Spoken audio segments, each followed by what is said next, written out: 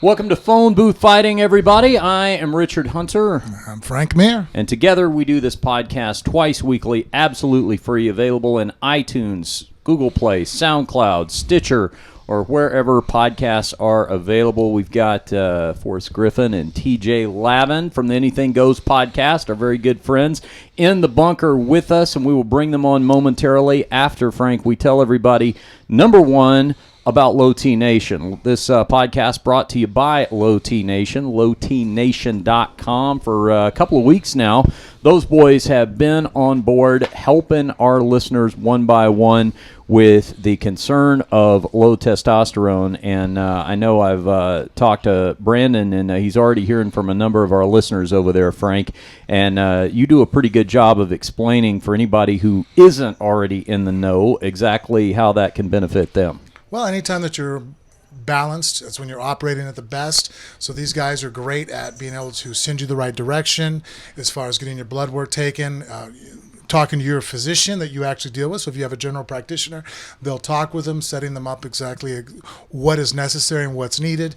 Like I said, sending you the right place to get tested. And then on top of that, then getting you administered the right amount of therapeutic levels to get you operating on all 8 cylinders and feeling good, being beneficial, and and again, the biggest thing for me that I love about it is that they drop it directly to your home. So once you get started on the program, you don't have to worry about trying to make doctor's appointments, show up at places. I have some friends that do it here locally. They have to go to the doctor once a week to go get a shot. That's a pain in the ass. You're not going to be consistent with anything if it's inconvenient. If anybody knows anything, convenience leads to consistency, and that's one thing they have. It's just a good idea to get checked out. They're based in Atlanta. That's not a problem, because what they do is they get on the phone with you. They get you to a lab in your area. You do the blood work, find out if you're a candidate, and then they take it from there. Like Frank said, they TJ just on board. Look. Drop ship the supply to your house. Anybody with a lot of concussions, that's the number one indicator of dropping of. What's that supposed to mean? Has TJ had a lot of concussions? I didn't. TJ actually has the most concussions of anybody in this. Well, the most severe. Yeah. Of anybody in this room. You think about talking about, we got fighters in here. All right. Champions. Yeah. And the extreme game guy is the one with the most brain damage. If you're an X Games superstar. For me and Forrest, that's pretty good, that we're not the most damaged guys in the room. Not often. That's why I keep them around. lowtnation.com for TJ Lavin and all the other X Games superstars. This podcast also brought to you by Earth's Brew, the plant-based taste of Nirvana, Frank, a great tasting, health-conscious, functional tea that provides its effects within minutes using a synergistic mix of evidence-backed plant and herbal ingredients to promote a sense of high-functioning and active calm. I just handed Forrest Griffin a little sample of that because he's like me. You get caffeinated for the first half of the day, and then you got to calm yourself down for the second half. And if you're like me, your wheels are turning a mile a minute, and that's where your Earth's Brew comes in handy. So you got a little sample there. I'll be honest, I don't love thinking. No. It's kind of hard, right? Sometimes it's a curse. Can we turn that off? Yeah, exactly. Well, let me know if Earth's Brew helps you out tonight, because in addition to promoting a sense of high functioning and active calm, it relieves stress, boosts metabolism, and focuses the mind to enhance work, school, or play. And, Frank, this is where you come in, especially when you're getting ready to get back in the octagon. You got to watch your calorie count. You do. You got to make sure that you're not too heavy, and then something that's hurt me in the past. So as of recently, being much more conscious about the amount of calories and not bullshitting myself about I can eat whatever I want as long as it's all protein. It's definitely a benefit. And if you go to their website there, earthsbrew.com, and you enter in phoneboothfighting.com, or just phone booth fighting. Just phone booth fight is the promo code. Phone booth fight is the promo code for 10% off. Let me wait a minute. Now I'm messing it up. It's phone booth. Sorry, promo code phone booth. Phone booth. See, that's what but because we're doing this, they're going to remember it better. Yeah. At least it's not phone booth fighter. No, it's not. No, that would be if we were. That would be if we were gangsta rappers. Yeah, but didn't you correct me on that a couple times? Phone booth fighter. Yeah. No, I kept saying phone booth fighter. Right, you did. You were calling that. You thought that was phone booth fighting. Yeah, you thought that was the name of the podcast for a while. Yeah. No, he's from New York. He can't even say an R. Yeah, the promo code. And actually, probably if we could bring him along, if you're ever feeling like you don't want to be number one in the room with headbangers. I would love that. I would love that. Talk to him for 5 minutes, and you're like, that's the future. Oh, fair enough. The promo code, if you go to earthsbrew.com, is phone booth for 10% off checkout, an offer exclusive to phone booth fighting listeners. Thanks to Jonathan and Joe, a couple of phone booth fighting listeners just like yourself who created the product over at Earthsbrew. Earthsbrew.com, promo code phone booth for 10% off your purchase at checkout. Tell them Frank and Richard sent you. So I know you're a coffee aficionado. I was like, oh, man. Yeah. What kind of coffee is this? Actually, that's the Joe's Angry Joe. Okay. Free promo for the guy. Yeah. Well, Nice. it's better, though, because you made it French press style. Yeah. And actually, his best way of doing it is doing the cold press. So I'm supposed to put the coffee in the French press, leave it there for 24 hours, so no hot water, Yeah. and then press it and drink it. And it's supposed to be even less acidic and even better for you. We got that. So you know That's what cold press is. Yeah. Oh, yeah. No, I didn't know that. No, I'm a familiar. retard. Yeah, I yeah. thought cold press meant that hot coffee you just made cold. I was like, what's the big deal? You just throw it in the fridge. No, that's just too much work, though. So Yeah. you know Forrest Griffin from the UFC. You know TJ Lavin from X Games and MTV. But collectively now, you know them as the co-hosts of the Anything Goes podcast, which I'm a subscriber. You guys are doing an awesome job with this. I'm enjoying it. We're about 7 episodes in now, I think, more or less. Ish. 6, 7. We More were or less. Since you've taped some, you probably haven't been able to air. No. I wish so bad that we knew. We don't. we were episode 3. God, you suck, Forrest. And I was just relieved to see there was an episode 4 after Thank you, we were sir. episode Well, Yes, sir. you Yeah. probably did expect one. I was like, Yeah. all right, so let's avoid religion and help. All right, gun No, we safety. pretty much hit all the trifecta, Gun right? safety, Yeah. we'll hit that. Yeah. It's I think we cause- talked about rape, too, and that's usually We pretty did. hot We topic. we literally hit all the hot button topics. You know what they Did we did, hit Frank? homosexuality? We're though? not scared. Almost. They were smart because after they had us on, they brought on Demetrius Johnson, who's like yeah, very he's easy. like clean. Yeah. He's Yeah, like that's still safe, People's American champ, guy right you know? there. family Yeah. friendly. Can't. Yeah. You can't go wrong with him. Nah, Yeah. he's About the only America's thing sweetheart. he does that could, I think he'll have a beer every now and then. Yeah. He yeah. likes beer. He's like a about as crazy as he gets. He's like a palate cleanser after you've had No. degenerates like us on. That's a Having really good a father, right, of a daughter. Yeah. Yeah. DJ's my example of like that's who you hope Right. your daughter Oh, is. Yes. Yeah. Yes. 100%. Yes. Yes. Yes. Yes. Yep. Totally true. I won't tell you my example of not. No. yeah. I thought I just see him in the mirror. literally what everyone else in the UFC, like look at everyone that. else in Yeah, MMA. pretty much. You're right. You're like Every single These day are I'm the brushing my three teeth. I'm guys. looking Yeah. at that son of a bitch. See, So I'm, I got- I'm so- golden. so I got how's a the show- daughter, I'm a saint. how's the show going, guys? I mean, from your perspective, how we Domination, doing? bro. See, World Yeah, domination. you didn't see this at home, but we just looked at each other like puzzled, like I don't know, Yeah? I don't know. How's it going? It's going great. The last 2 episodes, we actually sort of dialed it in. they're pretty good. Yeah. I did research for one of them. Yeah. You had the guy that started Yeah, the Rayhan Life is Chowdhury. Beautiful Chowdhury, Festival. yeah. And heard that one. we started really rough because I messed his name up the first 4 consecutive times. So But you guys out the gate are way more. You know what I mean? Like, as far as starting off, I'm impressed because, Thanks, Yeah. man. I mean, it was just me and Richard and he was the production manager, production crew, editor. It's awesome. Yeah, you guys got to. I carried a suitcase every now and Yeah. then. You know what I mean? Yeah. Yeah, that's pretty much how we do everything. Like it's always just about a day late and a dollar short.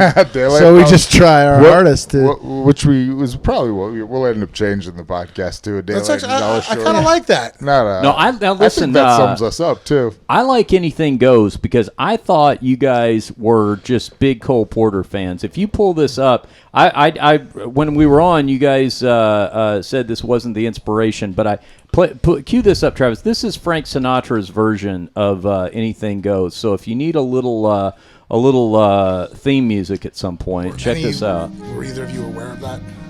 No, No, when you Of course mentioned not. it on the show, I'm aware of Cole Porter, Yeah. and anything goes. I was totally, but then, until you mentioned that, no, never Yeah. thought. What do you think? This fits your style? perfect. Right? I Just love have this that come guy. on. I kind of want to sing along to it. Yeah, If I knew the words, I would. Right here in front of you. this could work, right? Perfect. Hey, welcome to the Anything Goes podcast. I'm TJ Forrest. Lavin, I'm and TJ. This is Forrest. And Yeah. we're cool. And that's old Blue Eyes.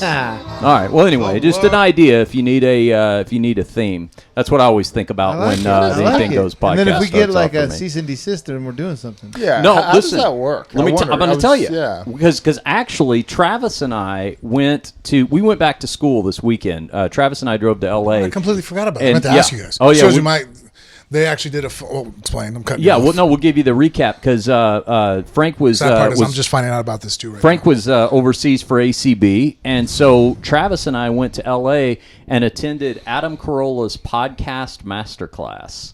The inventor of the podcast, the Podfather. Yeah, and he taught about an 8-hour class on podcasting. You're kidding me. Mm-hmm. And one of the things we learned was the question that Forrest just asked, which is, how does it work if you're playing music, for example, like what we just did?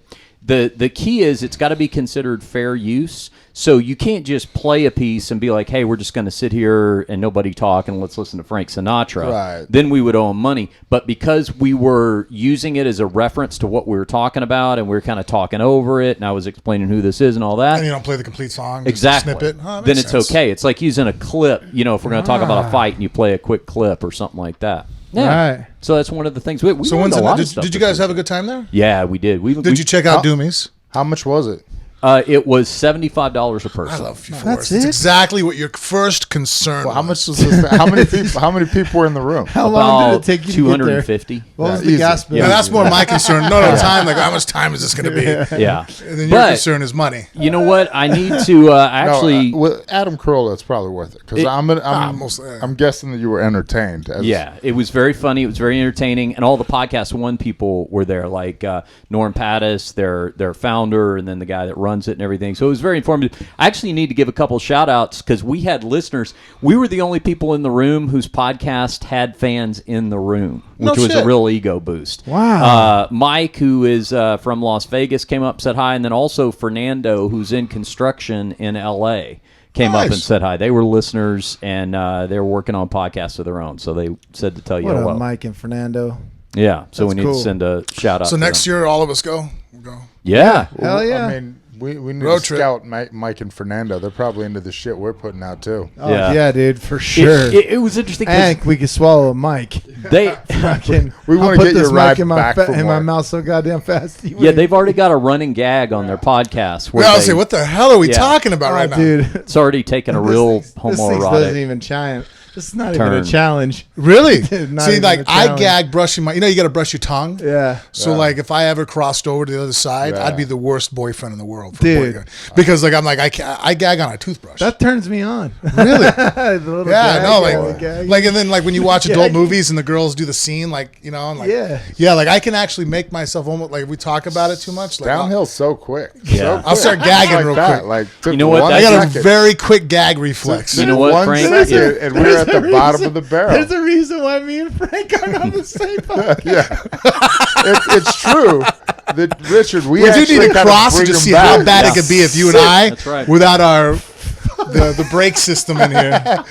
No, has he had to call you yet and tell you that the parts you've talked about on the show we can't air? No. How many times has it happened so far in our group? It's happened a few. It's happened a few times now. He's like, and then Richard's so nice about it. He goes, "All right, Frank, I just wanted to, I want to get your thoughts on this." Letting me know that once again we're equal partners. Yeah. That we have both equal intellectual input. He goes, here's the thing, I didn't air that part. I've pulled it out. Now we can go back and put it back in if you like. Again, always very cautious about my feelings and my concern. Yeah. This is the guy, you know what I mean? What we talked about, could have a negative backsplash, and this is why. Here's what we're going to do in the future, Richard. He doesn't know. Just take out whatever. He has no idea. Well, like he'll never know. Actually, there's been a couple times I've asked him, like, "Hey, man, so what was the response on that when I said that?" He's like, "We took that out." Yeah. Well, here's the thing, Frank. Usually, if on the rare occasion I have to pull something out, I try to phrase it like, now, Frank, I'm not saying I won't kill your career if you want me to. If you want me to, but I'm just saying that it might be. Now, one thing he doesn't know though is a lot of times if I find a little something fun to take out of context, I cut it and I put it at the end like an Easter egg. So if you listen all the way to the end of the podcast, you have told me that though. You've told me that there's been a couple times where like if we do something, a screw up, I'll be like, oh, wait a minute, we're still on air or something. I can't believe I'm talking about my children's surgery, whatever, And sometimes there's something fun at the end. Actually, that happened with me, the ACB, just recently. What's that? Yeah, Paul's probably going to freak out. We're talking about this. But I didn't realize that the mics went hot. So we were having a discussion about circumcision versus non-circumcision. And it was a whole, whether health benefits. I talked about the fact that my Latin heritage has definitely hit my kids, And so he said that they had to, oh, shit, you're going out live. And they, were able to fix it. Now, what would this might not make the live readings now. Yeah, because over there, which side of I wonder, for the majority of the ACB audience, if they would be pro or con circumcision. Well, most of the ACB crew being Muslim, I do believe Muslims don't do that. That's a Jewish thing. Okay. And then for whatever reason in North America, we've been influenced. I know my era, I'm sure you're circumcised, right?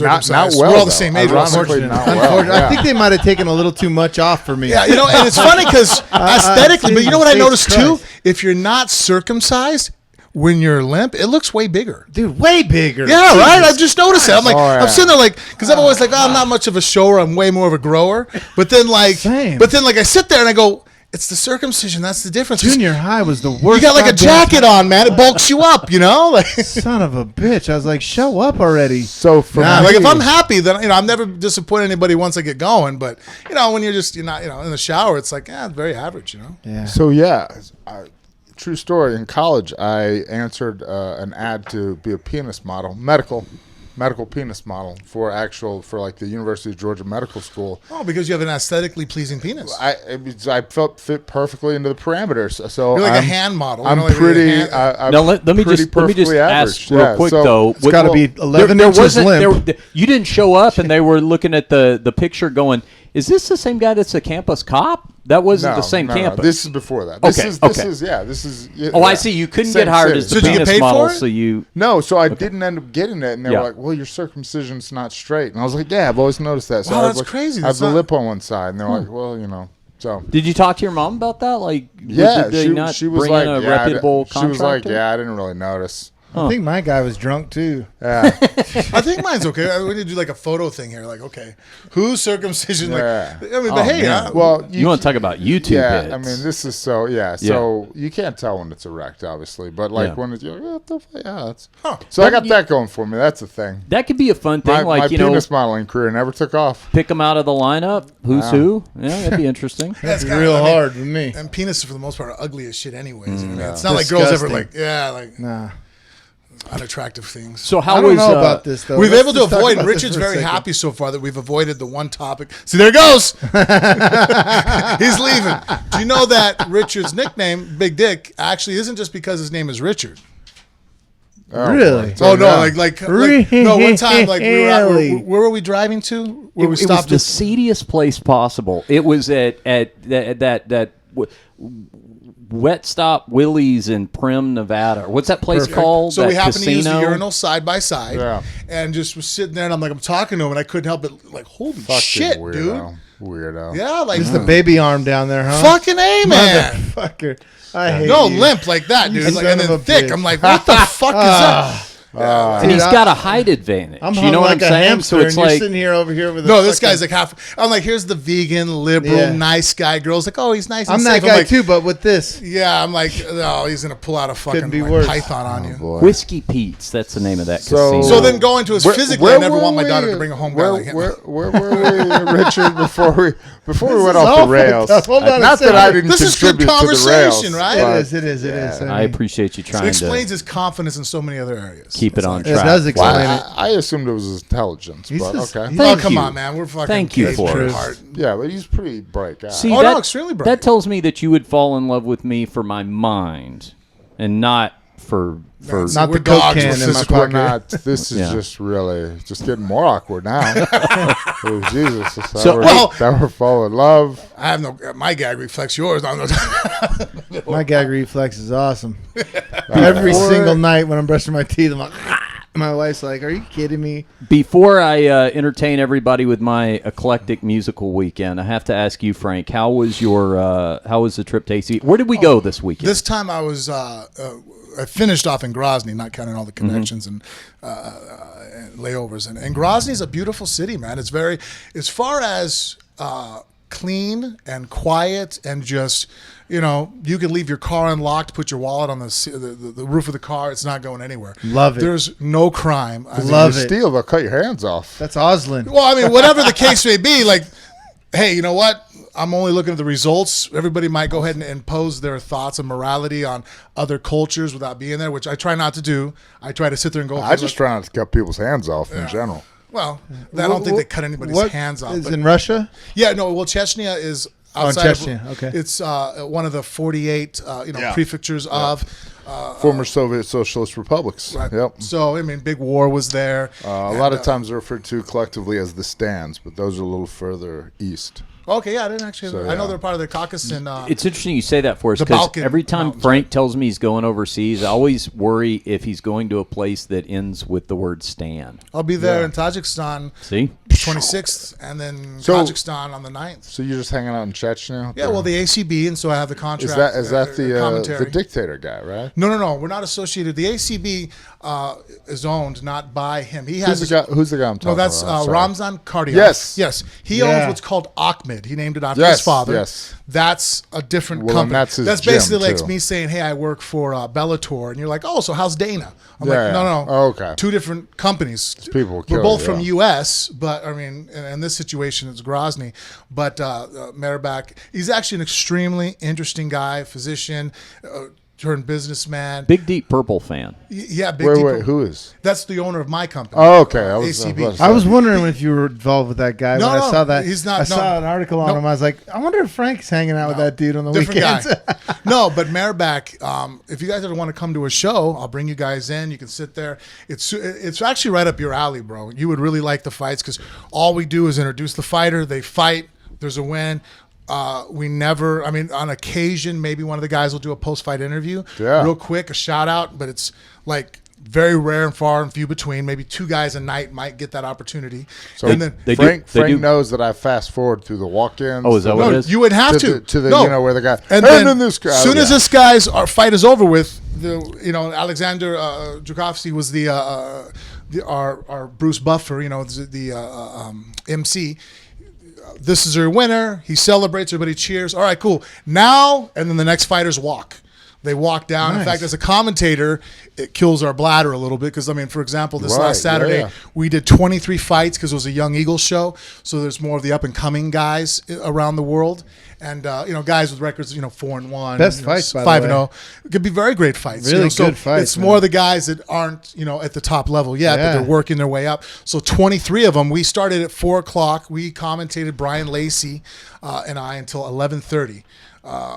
Brian Lacey. Wow. Yeah, he does the One Punch podcast With Brad Pickett. With Brad Pickett, he's a stand-up Oh, okay. comedian Yeah. who's had one professional fight. So he trains. He's into it. I mean, he's not a professional fighter. It's not his aspiration, but wants to understand the sport on every level. Very, very encyclopedic when it comes to knowing who guys are. You name a fighter, and he'll start. Oh yeah, this and rattles it down. So he's great at backstories, info, and so when we talk about fights. Everything we talk about, like he knows what Olympic match the guy had, who he lost to, and then I break down of what he's actually doing currently, why he's fighting, and Nice. they're great, man. You don't have to. There's no. Before the main event, they might flash a 2-minute. Promo, and that's it, man. Past highlights. Yeah, and stuff. that's it. where In the- fact, that's where the we deep just purple now comes started in. doing some on-camera work. Before that, if you watch the show, you'd never even see me, hear my voice. But now, the card before last, we were in Sheffield, and we did a opening on camera, and then Sheffield, England. yeah, right outside of it's about an hour out of Manchester. Yeah.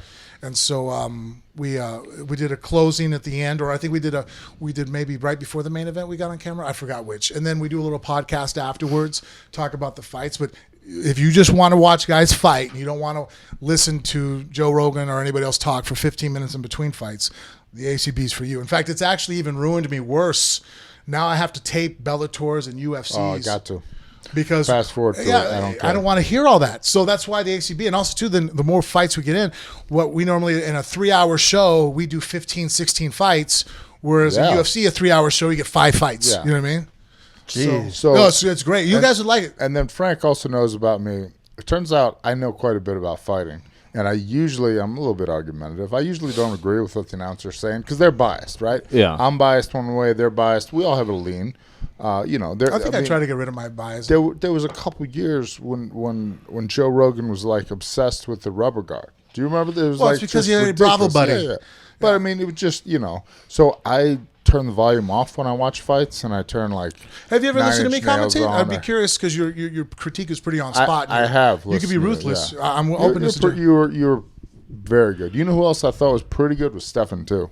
Yeah, Stefan was a little weird on camera because he's fucking weird. He's an awkward guy. I started saying on camera. But he's very good at the commentary. Yeah, he's a smart guy too. Dude, Frank's been the man since WEC. Like, you've been the guy. Well, that's what I'm referring to. I'm referring to the WEC. No, you've been the guy, now. bro. I think I've improved a lot because been the guy forever. Now I try never ever to see that if I favor one fighter over the other. I talk about what each fighter's doing well, and I don't really harp on. Like sometimes I always say, I don't do anything to hurt your career. Where people sit there and go, "Oh, look, he's gassed." You know what I mean? Like it's like, right. Well, he's hurt. No, he's not hurt. He's tired. Shut up. No, I'm like, wow, look, his output's dropped down, but it's been a hard battle back and forth. This is why Olympic wrestling matches are 5 minutes because they're grinding out here. Or if he gets, so it's like, to me, it's like, why not talk about what the fight? In fact, actually, one of my biggest examples is you sometimes. I remember I was so angry at Joe Rogan when he commentated your fight with Anderson Silva, because it was all about you getting hurt in the punch. But I'm sitting there going, you're watching one of the greatest fighters of all time fighting.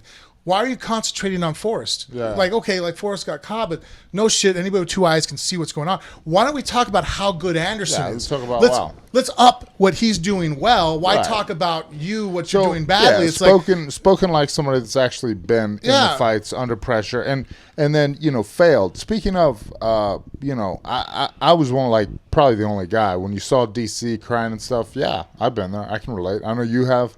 I thought to me.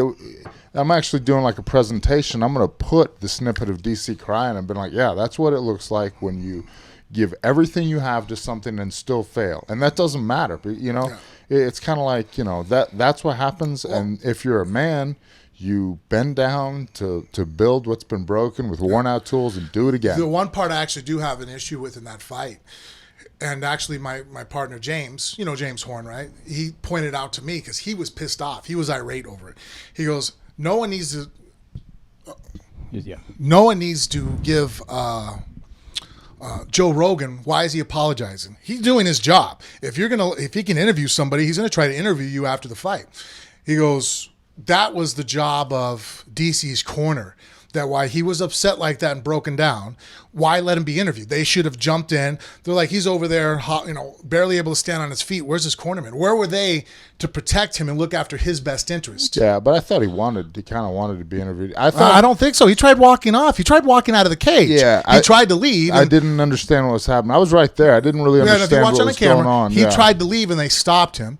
His point is being that if he wanted to leave, Javier Mendez and them should have been get him out of the cage. So the other thing it's our guy. They don't let you leave out of that side because they have a flow. Mm-hmm. But that was the last fight of the night. There's no floor anymore. No, they wanted to interview him. No, they kept him there. Whatever side you want. You probably don't want to. But the bottom line is, if I'm cornering you, or you're cornering me, if I'm hurt, Silva, everybody should take my approach. And when you realize things are going bad, just get the fuck out of there and run. Yeah. By the time anybody if you wanted to leave, you leave. No, he brought up a great example in the Mark Hunt fight. He goes, I got rocked, and then afterwards they're like, oh, no, stop here. He wants to do an interview.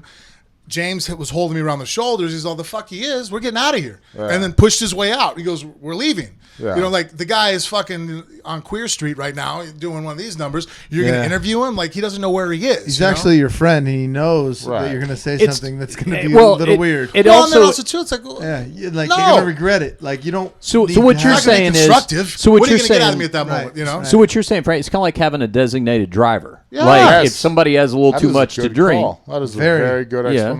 Yeah. I will always be your designated driver. Literally and figuratively. Times where I'm like, stop. I want to be crazy. No. Right. Right. He's all, see, that'll get edited out. All right, so no, we're fine. It's don't get. I'm just it's playing. a very rare occasion. I want to let our listeners know it would really be a very rare occasion we ever edit anything out. So for the most part, it's all just as. Once just we're as off you hear air, it. so he doesn't have to edit it. Yeah, I'll yeah. let you know what he edited. The big one, you know what I mean? Thank it was you. it was how I deal with extramarital affairs. I brought a little show and tell, Frank. I brought a little show and tell. While you were busy over at ACB, I had a very musically eclectic weekend. All right. Okay. So first up, go to the other clip first. There, over in QuickTime Player. Was this still when you guys were over in LA?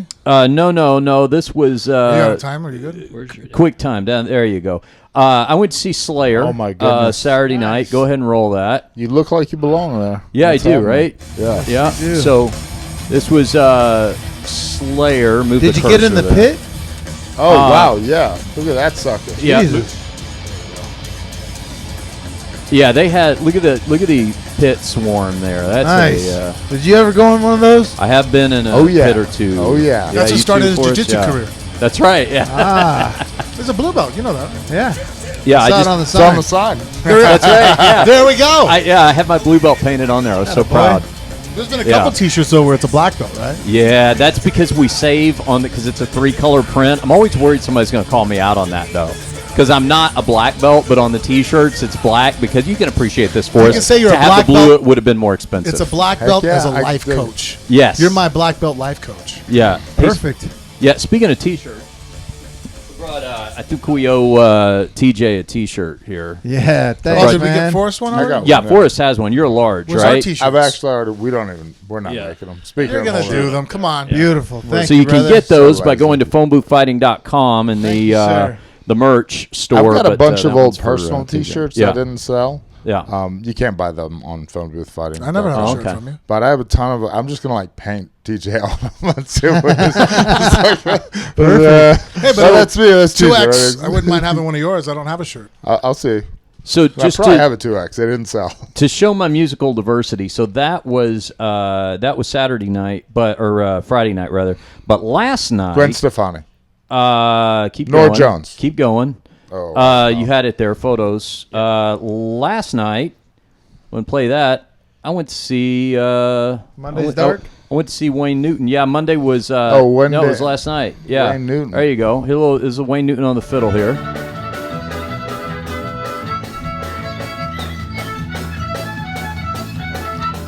I don't know how old Wayne Newton is, but he still looks great. 75. Yeah, I mean, that is some fine doctoral work on his face. He looks like he's in his 50s. Wayne Yeah. Newton. He's 75. That's Dude, amazing. he's moving sick. Look at that. Yeah. He's a great instrumentalist. I mean, Yeah. he can really play a multitude of instruments. Yeah, I'll not be moving like I didn't that know when that. I'm Yeah. 75. You know what I wish they would do, and this is what I wanted to ask you guys about. So he's playing a little room at Bally's. You get a couple hundred people in there. The one thing I wish Vegas would do that it doesn't do is preserve its history. And I wish like some no of money these in it. some of these old guys, like, okay, they're not going to sell out Caesar's Palace anymore or something like that, but make a little theater. Let me go see. Nostalgia is not big here, man. Yeah. Sucks. That's one thing I love about traveling when we go places. Like when I was in Manchester and we were driving over, I think, what other small town we were going to,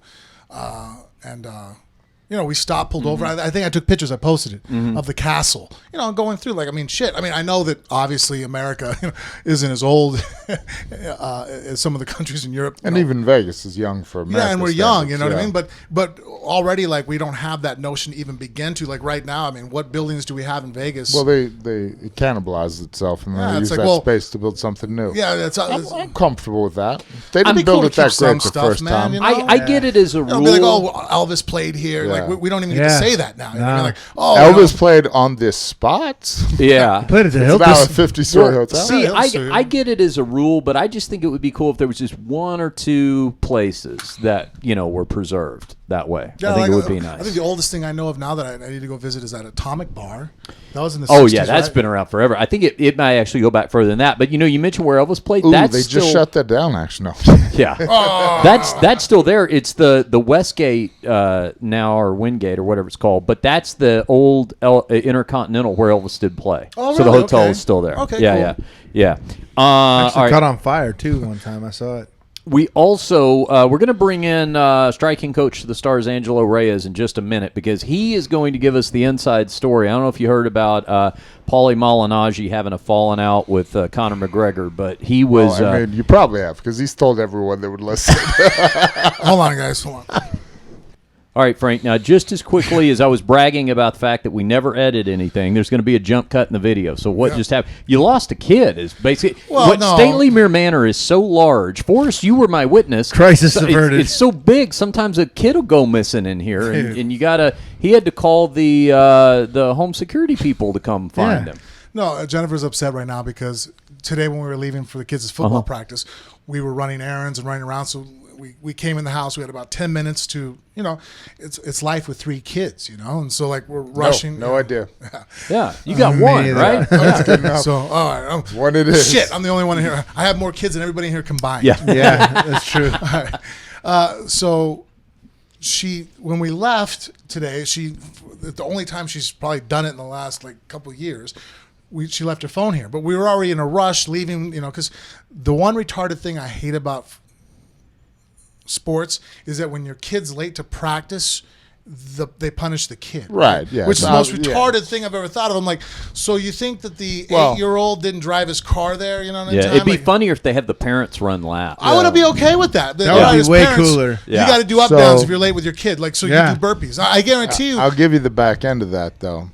Somebody hurting your kid, when it hurts your kid, then you think, shit, that hurts you more like you said, I'd rather run the laps. Yeah. We all would. So Yeah. that when your kid, you realize your kid is inconvenienced, etc. True. You're more likely to get your shit together. Not my dad, but hence go ahead. the reason why we're rushing out of here like a bat out of hell. I'm going 90 down the 45 and fucking taking emergency lanes. No, you're not. We No, got the you're kids not. No, early. you're not. Yeah. No, I'm just kidding about that. It didn't really happen.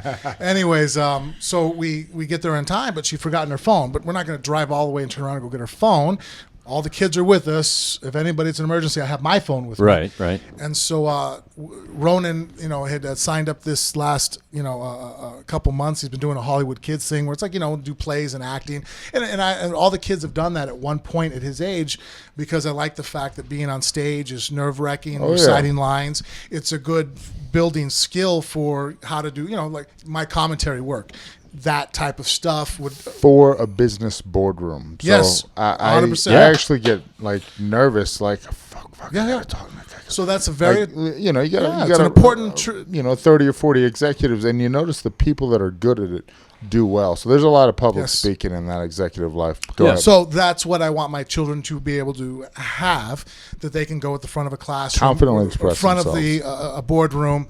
Good on you. Get dad out of jail. Maybe they have to tell on the witness stand. Witness stand, like a convincing witness. So, dad out of jail with mom. But Ronan's not real, wasn't keen on it. So anyways, it was supposed to be tomorrow is what we were thought of, but my wife still's not super keen about using the electric calendar, on our phones. And I just told her right now, that was the problem. She has so many things to do because, I'm out of town. Almost a week out of every month, I'm gone because of traveling. So carries a lot of the burden that she's doing, not only the wife job, but the husband job. She runs the household by herself. So she dropped the ball on this one, wrote the wrong date down. So the performance was tonight. But they were calling and trying to let us know, hey, where are you?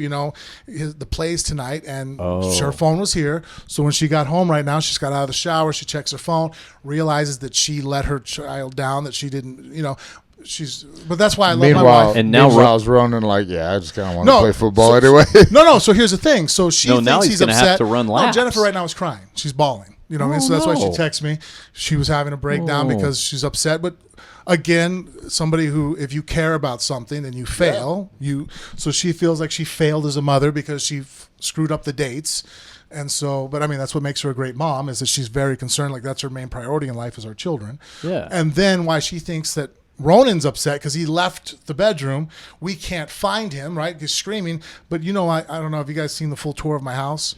I have a very large bathroom. I got halfway through it and I was like, I need to take a break. And I have a sauna. Yeah, exactly. And my bathroom is big enough for a shower, bathtub, sauna. I didn't make it past your dresser drawer. Commodes. I was looking through there for quite a while.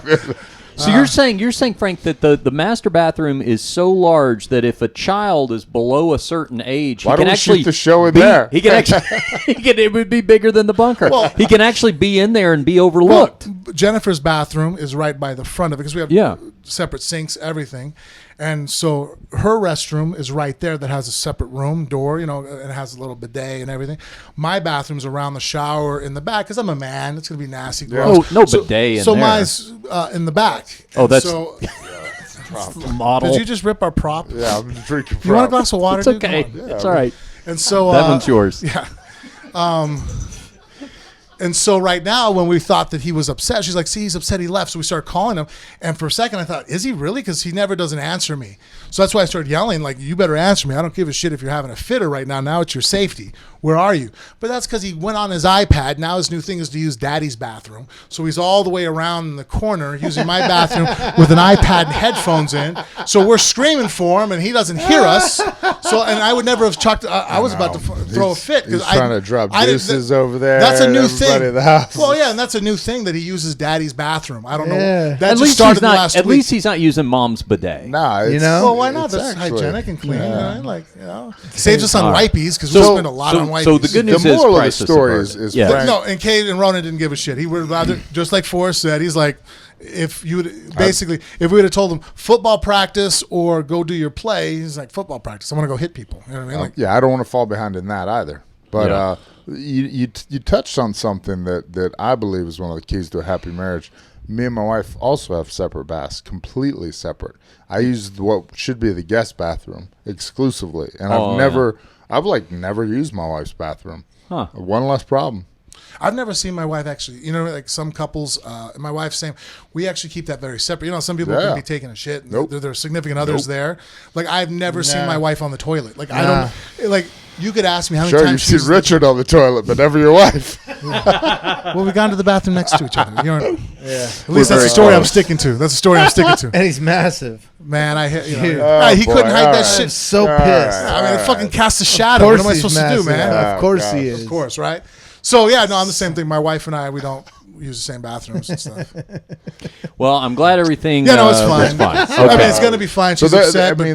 So if anybody's listening and you want to be an assistant, I'm looking for an assistant. Of marital advice there, though. Yeah, we did. Does anybody have any young people they can vouch for that want to be like a weekly assistant, run around, drop kids off? I think we're at that stage now that I'm going to need an assistant. Oh, yeah. I'm just out of town too much, and now Jennifer's just like, it's catching up to her. Yeah. All right. Well, maybe we'll do a casting call. Hit us up on social media. We'll screen you from there. Maybe Cowboy Cerrone has, since he's on a hot streak with Travis. Yes. Maybe he'll have somebody. That'll weigh strongly for into whether nanny. I hire you or not. If Cowboy gives you the.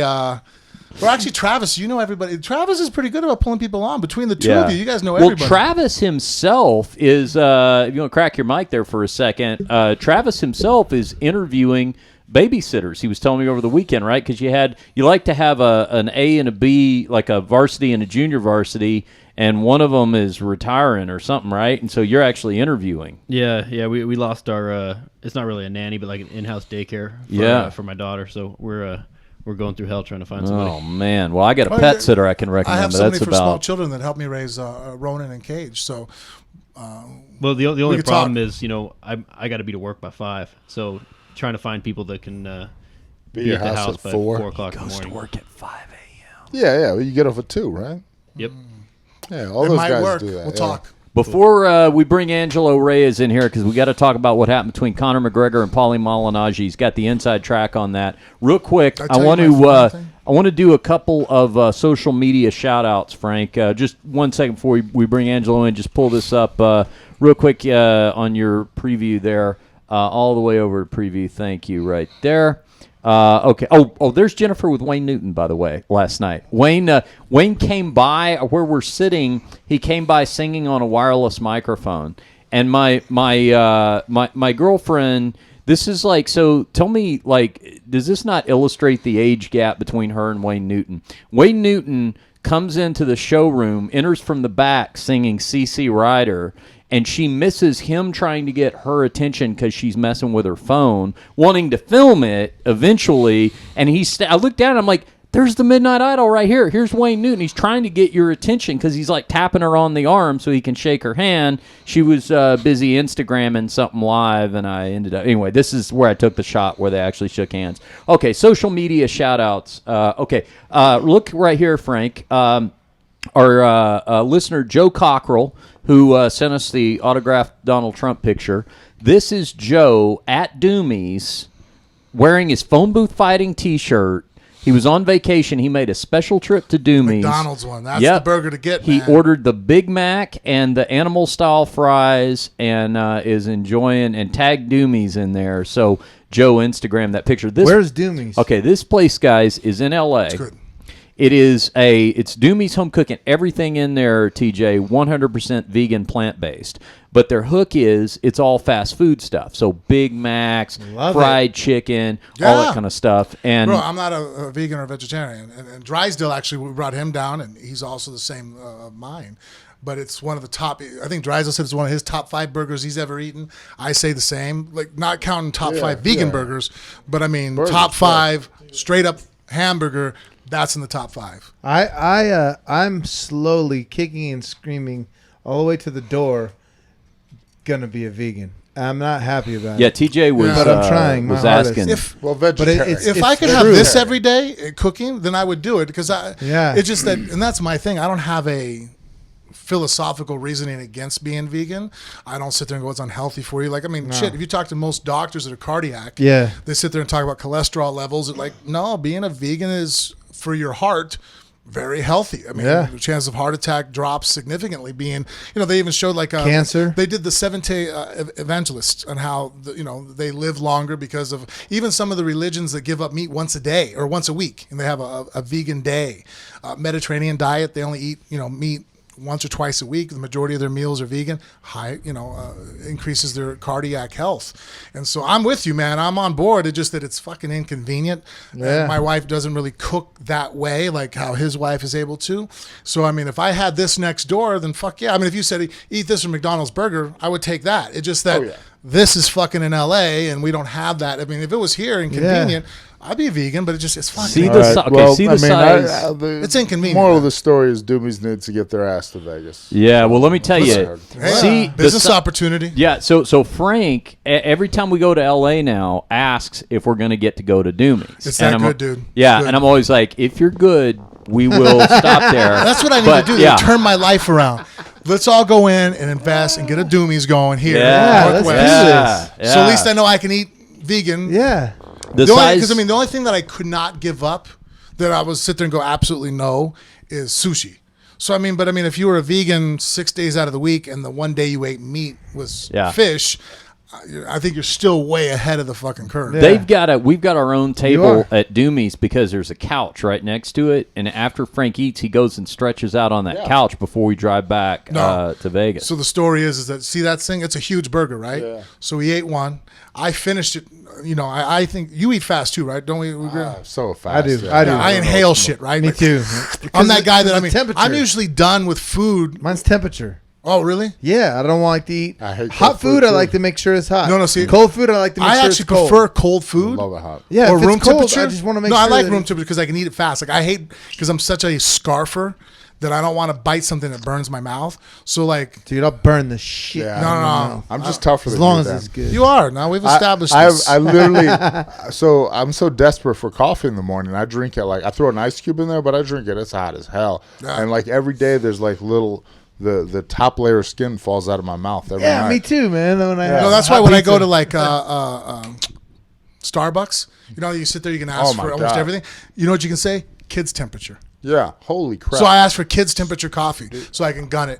I've had a throat ache. I've had a throat ache for a day from that, like trying to smash Starbucks coffee. Sorry. So you polish off one of these. It's a double patty, 2 full patties. Then I order a second one. 2 full patties of God knows what. But Miss, I need another one. She's like, to go? I'm like, no, fucking for here. Yeah. To go, dude. You're not looking at me right? I was about to say, that guy. I'm putting down another one right now. So then she brings me another one, and I finished that one and the animal style fries before him. And who was the guy? We were with somebody else from one of the podcasts that we were doing something. Oh, we brought a videographer. Yeah. So I smash it. I'm done with both burgers, all my fries, and I think I'm even stealing some of his at this point. So I'm like, all right, cool. Before they finish their food, he's not even halfway through his. And so I have to now all of a sudden it's hitting me that I probably consumed a little bit more than I should have. And so I get up and I'm doing like the sweats, like I'm sweating now from just eating too much, Yeah, usually you call it the meat sweats, but I don't know what to call it. It's just a high calorie dump, like an insulin dump, regardless of, that's my thing again. It's like, well, I hate vegan. We're like, yeah, motherfucker, but you just ate 5,000 calories in one sitting, you know what I mean? So then I have to stretch out on the couch just so I can breathe, get my lungs So up. they got vegan ketchup and vegan mustard as well? I think ketchup's vegan. Everything. Goes, right? Well, yeah, I did. Usually ketchup is vegan, but everything in there, they got a full pastry case, cakes, pies, Good everything. desserts, man, I'm 100% telling you. vegan, everything. Damn. And Well, let's go there and let's seriously talk about opening up one in Vegas. Let's do it. Yeah, for real, bro. For Yeah. real. Northwest. Because Roxanne is a cook. And she's Yeah, that's like right. She does- fully into this. yeah, you'll We love need to it. bring her. She Because would love to do this. and sit with his wife and talk about maybe how to do this type of stuff. But Yeah. we open up one of these in Summerlin, bro. It's gonna work. All right. Now, before you toggle to the next picture, and then we got to get Angelo in here, I got to set this up. So, Frank went to the airport. Was that Friday? Thursday you left, I think. Because I was driving. Wednesday. Wednesday, okay. Because I was driving to the brothel, and I was looking on Frank's Twitter feed, right? And I noticed Wait a that minute, while you were driving? To work. yeah. Oh no, not while the car is Okay, moving. okay, I see what you're saying. No, I was on my way out there. I'd Of stop course for. not, man. for He's a gas. very responsible Yeah. individual. 10 and 2. No, but I had noticed that Frank was tagged on Twitter by that's right. by a guy that I knew. Don't ask me Are how you I gonna know show him. that picture? I'm getting there. Hold on. That's Okay. why I got to do the build Yeah, up. hold on. Everybody that has children who's watching the show, this is about to become that. Was it NFSW? Yeah, you know what? Not safe for work. Probably And not that's suitable for me either. not suitable Yeah, for that'll work. offend Yeah, we're about to hit that. Forrest's Christian sensibilities. But I right. Close your eyes. digitized. Don't worry, I've edited the photo a bit. But here's what happened. So I look at Frank's Twitter and I noticed that there is a guy that I know. Well, I know people who've worked with him. I'll put it that knows way. everybody. Who is a male porn star. And the guy has put on Twitter, so excited, just met my favorite fighter, Frank Mir, at the airport. So I text Frank. I said, hey, any interesting conversation with the male porn star you just met? And he just sent back question marks, right? Which I was impressed that the male porn star didn't try to impress Frank with what he does for a living, right? Did you even remember this encounter, Frank? Well, no.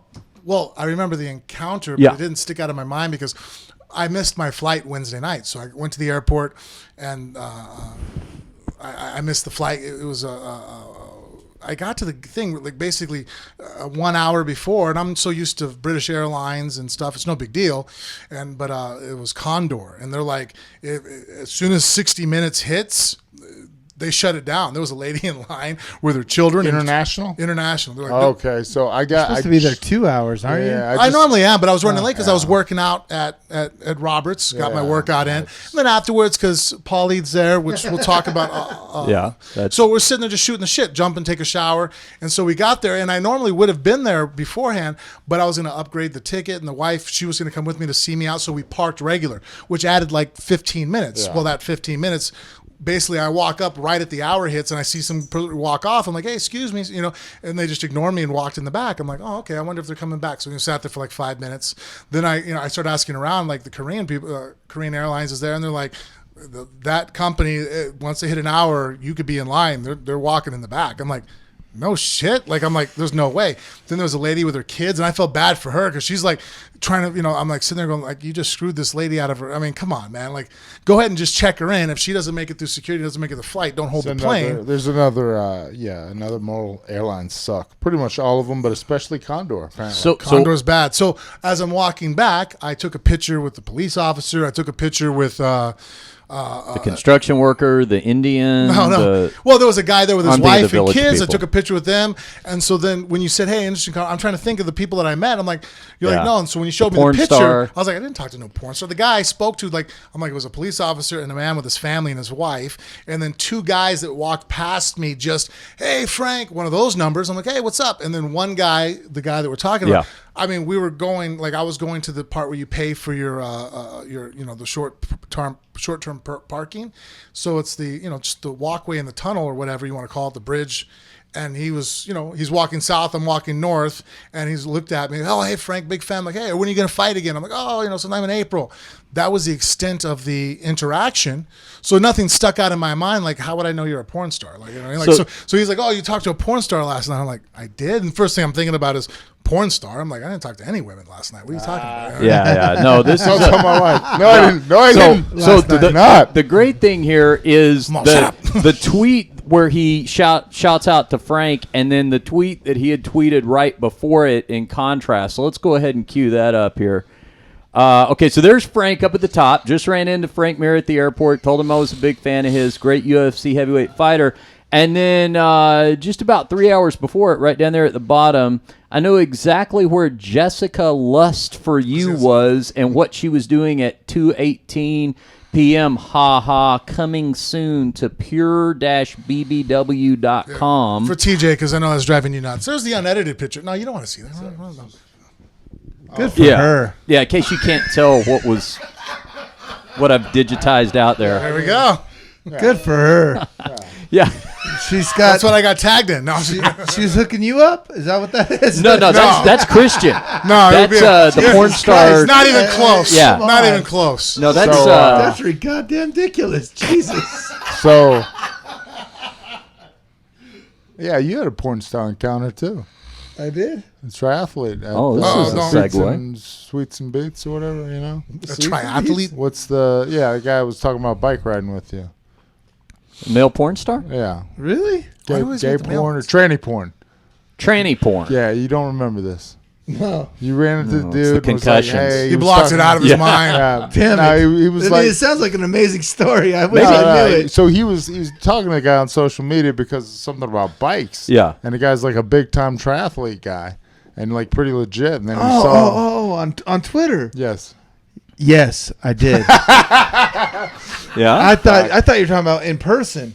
Oh, you didn't meet him? I thought you ran into him like at no, a I never met the guy. So, no. Okay. So his pickup line was to talk to you about bikes. He was hooking me up. He's getting into it, and he's like, hey, I got a video for you. And then he sent me a video of him getting railed, and I was like, wow.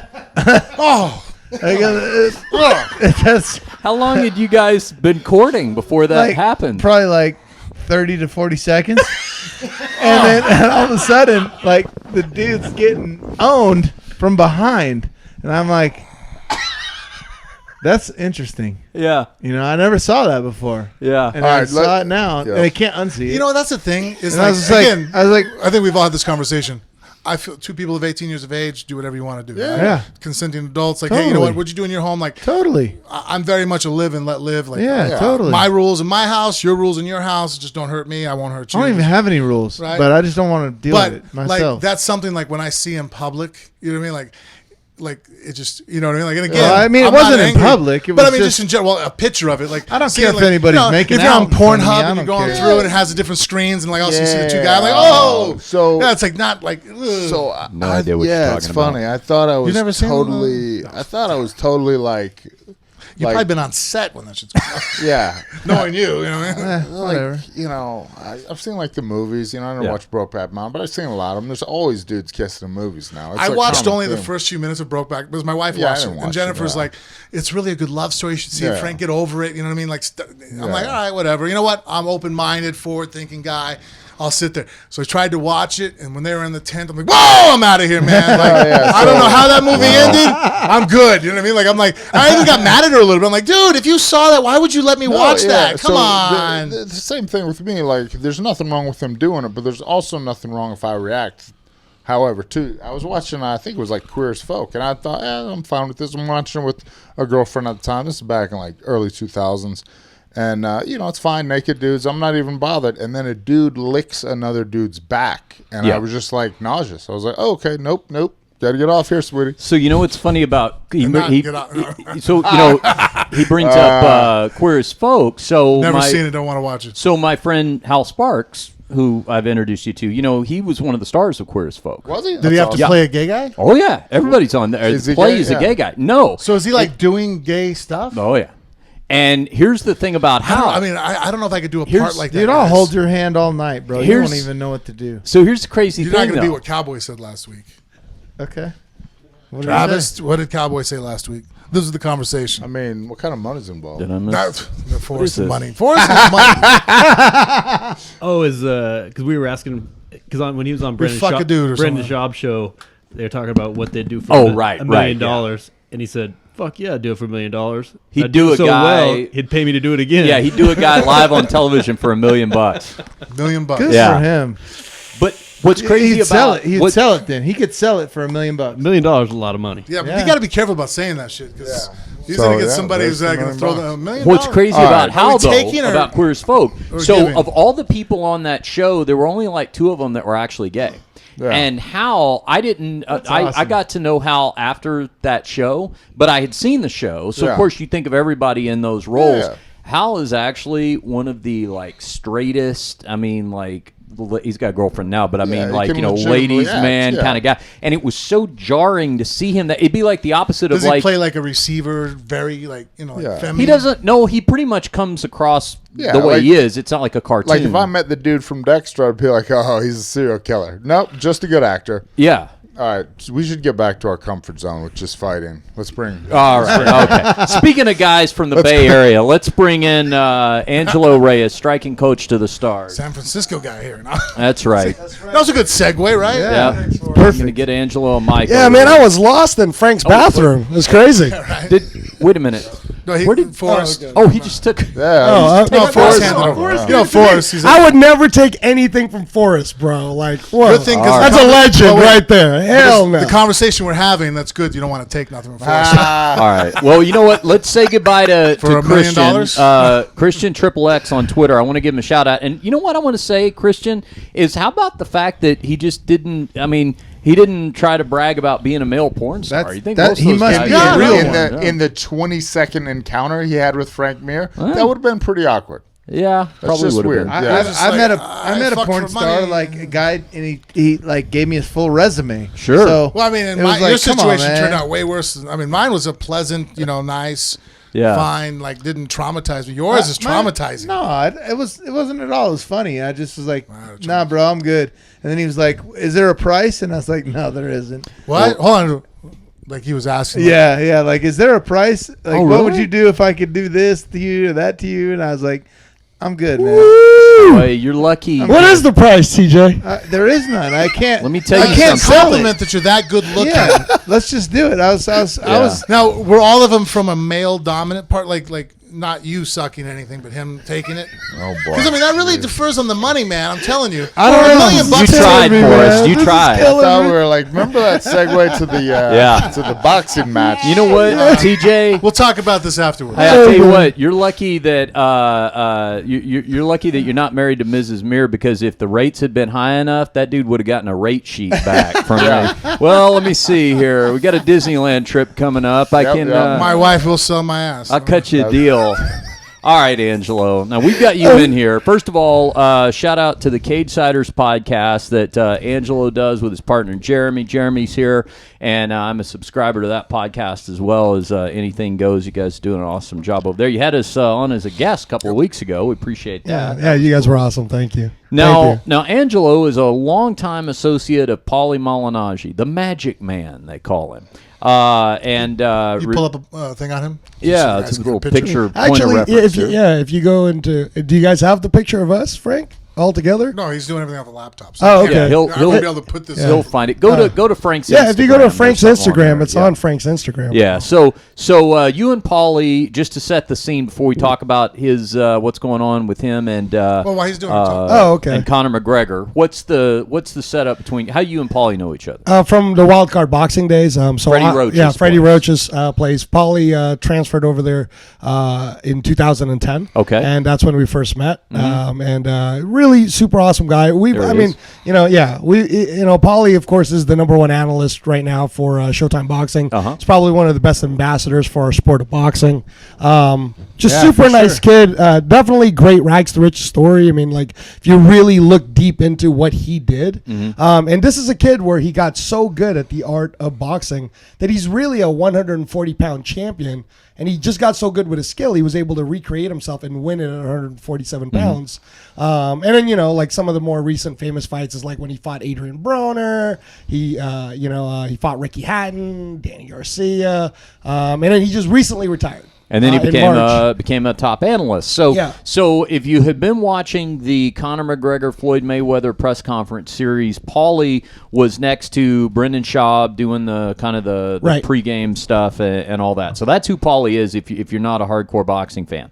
So Paulie was brought in to Conor McGregor's training camp, right? Yes. Okay. He was brought in as what, a sparring partner? To be a sparring partner, and the whole thing is, and we just had Paulie on. So right before coming here, we had Paulie on our podcast, and we wanted to put more of everybody. Obviously, he's already talked to Ariel and everybody else, and he's telling the whole story straight through. We wanted to kind of ask him more of the positive aspects of different things that happened in here, but to set the stage, we like the negative. Yeah, well, to set the stage, Paulie.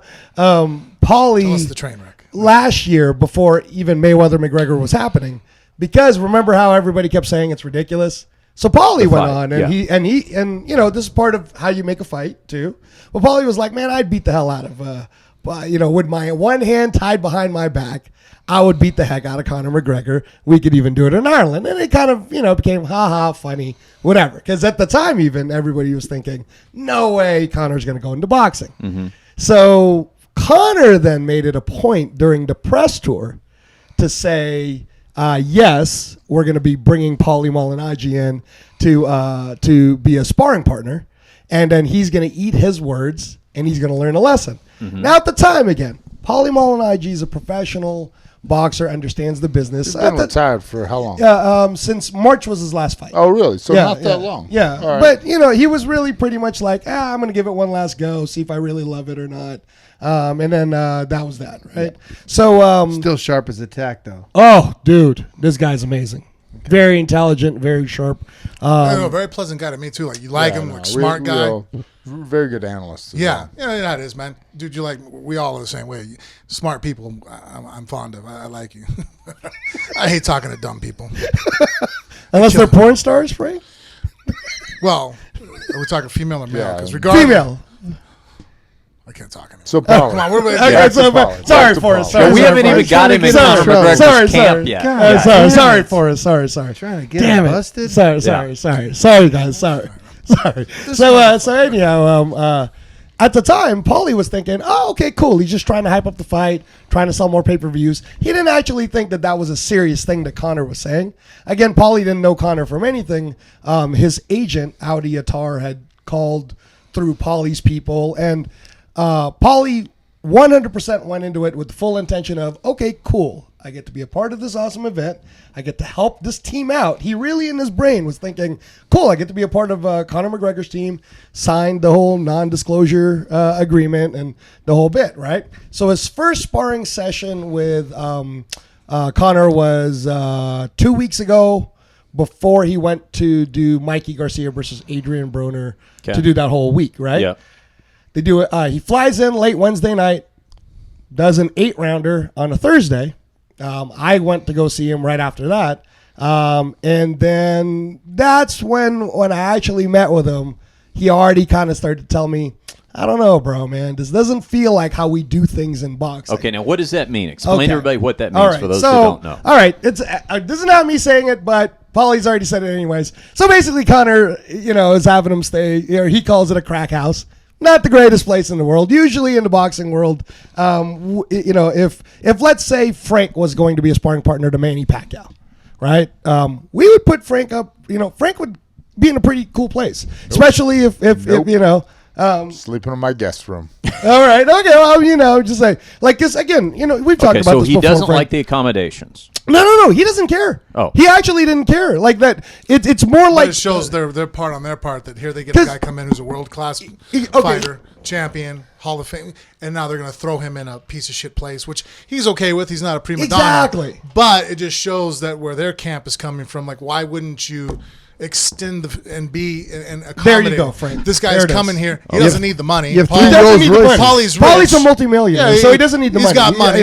He had a fine. good career. Yeah. No. So he's doing them a favor by coming over, and he's like, well, you would think that you would take, and I agree with that. If I had someone come in, we're going to try to, I'm not putting you up in a fucking penthouse. No. But that's not even within the point. price, and you understand. But that's you not want even a the point. nice, clean, hospitable place. Well, it's not even the place either. So here's literally what it Anyways, was keep like, going. right? Okay. So when the deal came in, Paulie never even negotiated. He was like, whatever, I don't care. Like, I just want to show how committed I am to being a part of Team McGregor. So no problem, whatever. Okay. Normally like Paulie for Showtime, like he gets first class tickets and no bit. Didn't do any of that. Economy, no problem. I'm flying in, no problem. He did explain to them. He said, okay, so let me just explain it to you guys that I have this job at Showtime, so you're going to fly me in on a Thursday, try to have me spar Thursday, Saturday, but you realize I have to leave on Sunday. I have to be gone for a full week, and then I'd have to come back before I could really help you out for the final 4 weeks. And then they were like, yeah, no, that's fine. We'll go ahead and fly you in. So here he is. He flies cross country, jet lagged and all. Economy. He's only supposed to do 6 rounds. They have him do 8. Still, you even see it on episode 2. If you watch episode 2 for Showtime All Access, you see how Paulie is. He does the humble, like what we do in boxing. I mean, Frank, you've done this. And when you've sparred like Berman Stavern, did he seem like an ass to you? No, he's not, right? No. So that's what I'm saying is in the boxing Marco world, Huck, yeah. Marco Huck, in the boxing world, it's respect. It's like they meet Forrest Griffin, they're going to be like, man, that guy's a legend. Respect. Because in the boxing world, everybody knows you come up hard, man. You're coming from the ghetto. Nobody's getting any silver spoons in your mouth. If you make it far enough to even make 7 figures, respect, man. Like everything is respect. Don't tell me this was just all over the hotel room. What? There's more to the story. Oh, yeah, no. They're big time. Yeah. Big time over. Okay. So here, I'm setting the stage for Yes. you, and since this is phone booth fight thing, we don't really have a time limit, so Yeah. I'm setting the stage, right? Think little time. A little time. Okay, all right. Well, we were talking about porn stars. Forrest is texting his okay. wife going, I thought it was about to wrap up, but Angelo just Forrest showed up. is kicking in, man. yeah. My ADD's kicking in. Come on. The shit All just right, got all right, real. sorry. So anyway, here's what happened, Richard. So Yeah. when I saw Paulie that first night, I'm the first one to say to him, this was the conversation. We talked about it today even. I said, hey, can you tell our audience about the conversation? Okay. I said, bro, how the hell in a $100 million fight are they having you stay in this shithole? And he said, Angelo, honestly, dude, I remember a time in my life when I would have done all of this for free anyways, and I'm just happy to be here, and I'm just happy for the experience. Where does he stay? That's good because he did it for free. Yeah. Well, that's why he's talking way, now. whatever he this- did, he didn't get paid, so he did it for free. Wherever this hotel is, It's okay. I'll put it to you this way, Frank. Okay, Frank. Okay, so how did the sparring go? Let's just get to that. Okay, all right, Hotel. fine. I'm tired of the hotel. No, Fuck it's it. not even a hotel. It's a crack house. We're 7 minutes into this fucking hotel bullshit. How did literally a so crack house. How did you respect him during the sparring? Obviously. Okay, So so- when you told me that night that they flew him directly and jump off the plane, No, to that's spar, a 12-rounder, Frank. That's the second okay. sparring session. But I mean, to me, it shows you the intent is like, well, do you want this guy to be at his best to give you good sparring? no, not at all. Or do you just want to beat the shit out of the guy? That's what they were trying to do. Yeah, they're trying to do. I like that trying. Yeah, no, But I he mean, got his come on. ass beat. That's for sure. Connor got his ass beat. Yeah. And if Connor, and they're like, I'm just saying, look, of course, look, boxing I'll against put any it to you this way. professional boxer, come on. Sorry about the level. Bring sorry about the Angelo's level. level. Sorry. I'll put it to you this way, Richard. And just like Paulie said, he was very honest about how the 12-rounder went right before he saw you. Yeah. Said, you want to show everyone? Show the unedited version. Go ahead. Yeah. Have a blast. Okay, now let me interject here because actually this is something, Forrest, you brought up on Anything Goes a couple episodes ago. I think it was the one with Demetrius Johnson where you guys were talking about how in sparring you don't like people watching you spar. Exactly. Your Exactly. camps. Your camps. Your Your camps. mutual camps. Yeah. So my camp and then the guy was sparring camp and And you anything keep it like that. and you keep it private too, because maybe like if we're sparring, you're trying to work on something specific. Right. Maybe I get the better of you, but that's not a real fight. point. Like you're trying something particular, Exactly. and then maybe okay. Exactly. So that's kind of the backdrop. Is that this Right. whole thing is supposed to be It's supposed to be sparring. secretive? And Richard, just so Yeah. that you know, in boxing, we would normally Yeah. hire like 4 people. They at the most. Like, let's say you're a sparring partner. We'd say, hey, Frank, we're going to hire you for a week. You're only going to have to spar 9 rounds, maybe 10 that week total. So you're going to go 3 rounds at a time every other day. I thought that was weird that he went the full 8 rounds with him. Like, who does the that? first day. And it was weird. But Paulie still, and again, this is Because, Paulie. I was a part of Bermain's camp for his Exactly. And the how many fight- rounds did we do? Like 3. Yeah, Like- there was 4 of us, and we did between 2 and 3 rounds Exactly. each, depending on each guy's cardio. You know what I mean? Exactly. Like, I did it. I was out 3 rounds, Yeah, and 3 the next guy rounds. jumped in. I think one guy only was able to do 2. Exactly. So the other guy Yeah. jumped in and did it. So we all Yeah. rotate so that you Right. can have a fresh guy, so you can work. You know what I Right, mean? Like when right. you're at Bermain's level, why would he want to spar me, gas me out, kill me, have me do several more rounds just to beat the shit out of me? It's Exactly. like, well, that's not making Bermain any better. You know what I mean? Exactly. Like, 3 rounds I can give him, I'm solid. Then someone else has to jump in because if you're world class, Right. you need several people to. You know. And this is what Paulie was saying is he still kept giving them the benefit of the doubt all the way up until last week when I brought him to see you at Drysdale's. So when they jumped in there, did Connor so right off the bat Connor tries to fuck him up? yeah, Connor's trying, but Paulie was like in the first 8 rounder, it was only supposed to be 6, but whatever. Paulie's a gamer. So he It's slaps like him you, around, Frank, you know what I mean? like if literally if somebody said to you, whatever, Yeah, right? so- You go. so So he- he went and he went into D8. He was just kind of feeling him out. He's like, okay, cool. And then Paulie said, he's like, all right, I'm going to get a chance to do some mitts with Angelo. Everything's going to be cool. We're going to do it again on Saturday. Then Saturday came. He shows up that first Saturday, no sparring. So Connor just decides, I'm not going to spar you. So you have this Now- guy fly all the way down from fucking New York? Exactly. And now you're That's not what gonna spar him? Paulie said. Why the fuck did you have me fly all the way down here just to tell me that you're going to waste 4 of my days? I mean, Paulie that night, him and I went to a bar to watch the UFC, Kelvin Gastelum versus Weidman, just to check it out. Yeah. But Paulie was pissed because he could have actually been in there watching it live. What was Unless this? what What was was an injury? No. If you say, hey, like I pulled a hamstring, I No, need the man, day Connor off. was I just get being it. a little punk. So anyway, though, He didn't like how the first 8 rounds. Exactly. That's what I said. I said, he didn't like it, right? He goes, well, fuck him. I'm going to fuck him up the next time I really come, right? So then a whole week goes by. He does a ton of broadcasting, and Richard, it's pretty tough. Starts on a Tuesday, fighter meetings, the whole bit. Yeah. Mikey Broner. knows. I know. Oh, Come on, let's go. I'm sorry. I'm the broadcaster. Yeah. Go ahead But now. it's pretty tough, right? So then he does all of that. They have him fly late Monday night. So, I'm always talking with Paulie every day. I'm like, hey, bro, what's the schedule going to be? He's like, I don't know, man. I don't know what's going on here. But I know for a fact that they haven't even told me yet that they want me to go 12. So we're going to see. We're going to find out tomorrow. Now, he didn't even know. And I know you didn't even know that Lorenzo was going to be there. Dana was going to be there. So it was a clear setup, Yeah. right? Is he back at the crack house, by the way? Oh, no. Paulie left. No, he's saying that night that they still put him in Oh, the yeah, crack. he did. Okay. Yeah, he went to the crack But house. on that now, hold on. Yeah. We're- So what Time happened out. for that No, 12 rounds? Nobody knew Lorenzo and Dan were coming by. Yeah, see, Forrest didn't know either. Like nobody knew. Like Paulie didn't Were know. you there?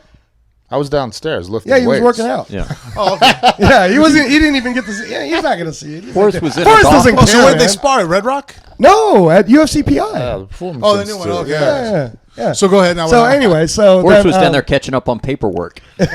Yeah, Forrest was like, right? Yeah. Beach body. Yeah. So 12 rounds, which is unheard of. Richard, unheard of. If you're coming in Sparring partners at 12 rounds, yeah. So jet lagged, flying across the country, no rest, no schedule, 12 rounds.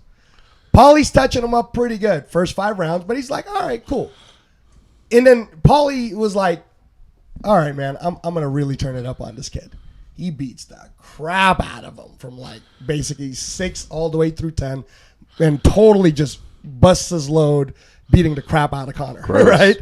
And then 11 and 12, he was gassed already. So he's doing all the slick boxer stuff. And even Paulie admitted it. He's like, yeah, he touched me up pretty good in around 11 and 12. I was gassed, whatever. But he said it was only going to get worse that week because now, he's going to come in on Wednesday. Then we would have gotten that chance to hit the pads like on Thursday, right before like Thursday night sparring. He's be able to jet lag And Thursday. then, everything was going to be cool, right? So then on Wednesday, you remember, he was hanging out with us, and there was even times where they were trying to get him to come in, and he was like, "No, man, I'm out with my friends." And then we took him to you. Then we got to hang out, and then we were together that whole night, right? The very next day was supposed to be a sparring day. So I'm texting Paulie. I'm like, dude, what's the schedule? Are we going to see each other? Are we going to do something? He's like, dude, I don't know. Okay. Now I just got a text that says I'm supposed to be here at 3:30, so I'm going to go to the UFC PI. Shows up at 3:30, only to be told right there, hey, Conor changed his mind. Nobody's sparring. Now, Paulie had already warmed up, and he was already like lathered up, so he's like, all right, fuck it. Then I'm just going to get a workout. Want to hit the bags upstairs. So they tell him, dude, you can't hit the bags. You got to go downstairs. And he's like, what? And he's like, yeah, Conor wants to do all this extra stuff on the pads, but he doesn't want to have any of the sparring partners see it. So, he wants to try it on you. So then Paulie was even like, okay, whatever. What's there anything Conor's going to learn? I have no effing idea. In a boxing match right now. He's never going to play catch up with the amount of time that guy has boxing. Right. It'd be like me right now, or anybody like going, all right, putting Conor in a jiu-jitsu competition and saying he's going to go against like a Keenan Corrales. It's like, no matter what you do, you're never going to catch up, bro. Exactly. You know what I mean? Like, it is what it is. It is what it is, yeah. Like, so then after that happens, then he goes downstairs. He's like, whatever. And then I just start getting my phone blown up with texts like, Angelo, man, can you please, just grab me? I got to get out of here. These guys are just... He's texting you to get him out of there? Well, when a date is going back, hey, Forrest, call me and say you're broken down on the freeway. No, he's just basically telling me the truth. Like, it's like, I'm tired of this. This was all a setup. He knew I was going to rip him up again today. Because he was going to beat the shit out of him even worse on Thursday. So then he was like, man, they don't want me here. They wanted to try to prove that they can beat me up. This sounds dysfunctional, by the way. And they couldn't. Yeah. Okay. So then, so Thursday, he was out of there. He was at the MGM. Friday morning, he was already gone. And then he started letting everything And that go. only, it's more to my point before in analyzing the fight.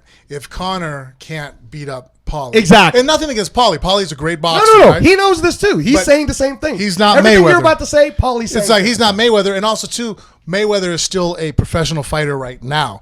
Paulie is a broadcaster who was a professional fighter.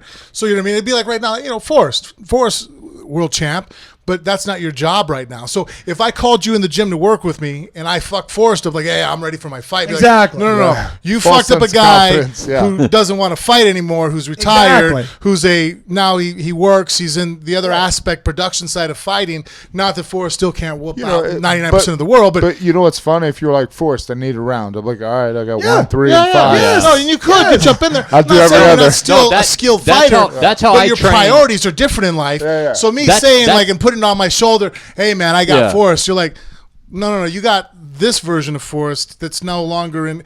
Same thing. Like that's how I trained. That's how I trained for Naga. I bring in the guy who was the gold medalist in 1972. Or even fighters. We know when we're in shape now. I mean, Forrest is year-round in shape.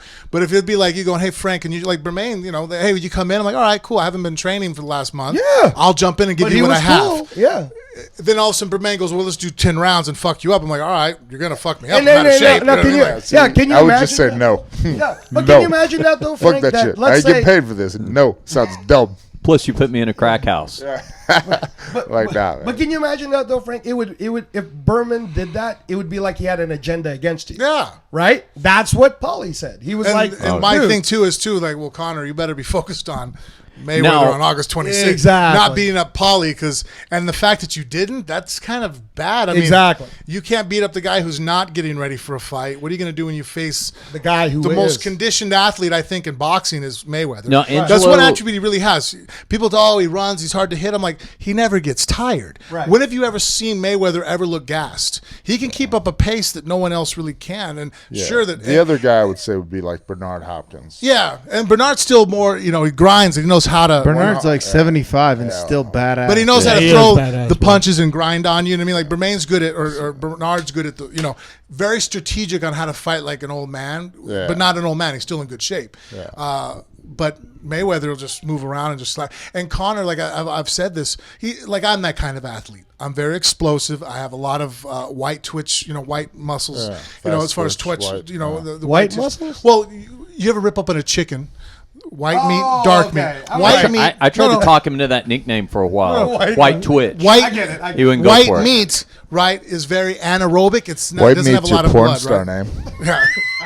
So if you have an athlete that has more fast twitch fibers, it's more, whereas the dark meat, like the meat of the chicken's legs, right? Oh, it's because they stand. It's more oxygenated, has a lot more blood, so that's why they're. It's type 1 and type 2. Type 1, type 2, and then 1A, because you can actually convert type 1A fibers to B because of the fact you can change them over. But anyways, what my are we point of the talking story about? is athletes, TJ. About porn star names, So TJ. basically, that's why every telling. Can you solve the mic? Connor That's what I is wanna a know. 60-meter indoor sprinter. You know what I mean? Like, that's his muscle type. Okay. He'll never be good or he'll never be great at 3,200 meters. Right. He can't run a 2-mile race and be good at it because his muscle makeup, his anaerobic, like Forrest. Forrest is a phenomenal middle distance, long distance runner. That's true. Middle distance runner, 400. Right, 400. This guy will kill people, that right? Sums it up. Because I he's can go to medium he's pace strong. all day. I can't go real he fast. is strong, but he's not But he'll grind supremely the hell out of you. explosive. Yeah. And then also too, he still has enough kick that even though so like Forrest, his lung capacity is unreal. Right. Whereas me, I'm a 60-meter guy, Right. shot putter. Like, if you say, "Hey, lift this weight up one time," that's why you see me break people's arms the way I can because I have good technique. But if I Or lock knock something 'em out. up, Or right, knock or 'em knock out. out. If I lock something up, I have the power in my hips that when I drive forward, I'm ripping something off. Right. So that my style. But because of that, I fight a certain way. Because of that, Connor realized he has to fight like that because in the first Nate Diaz fight, he tried to throw a lot of punches against Nate. Nate is a long-distance marathon runner, triathlete. So Nate slapped the shit out of him, and that's why Connor started diving in on his legs. He was losing a boxing match to Nate Diaz because of not being the less of a boxer, because the pace he fought outside of what his muscle type and conditioning can do. And even Connor realized that in the post-fight news conference. What did he say? He goes, his flow is better than mine. Meaning that Nate knows what his muscle fiber types are. Nate would be stupid to sit there and fight one punch for one punch. He probably doesn't know what his muscle type fibers are. Well, no, but I'm saying he knows how he knows without fight. knowing. Absolutely. You know what I mean? Like, he doesn't understand it, but he knows it. That Nate doesn't have a lot of power. Right. So if he sat down and only threw 10 punches around, he's going to lose because he don't have power to knock you out. But if he throws 80 punches around, he can keep this up all day long, slap the shit out of you, and that overwhelms you. Connor tried to keep up with that, and the sad part is, I got to tell everybody, Mayweather could slap around Nate and keep at that pace if he wanted to. Mayweather's that kind of athlete, obviously on a skill level through the ceiling.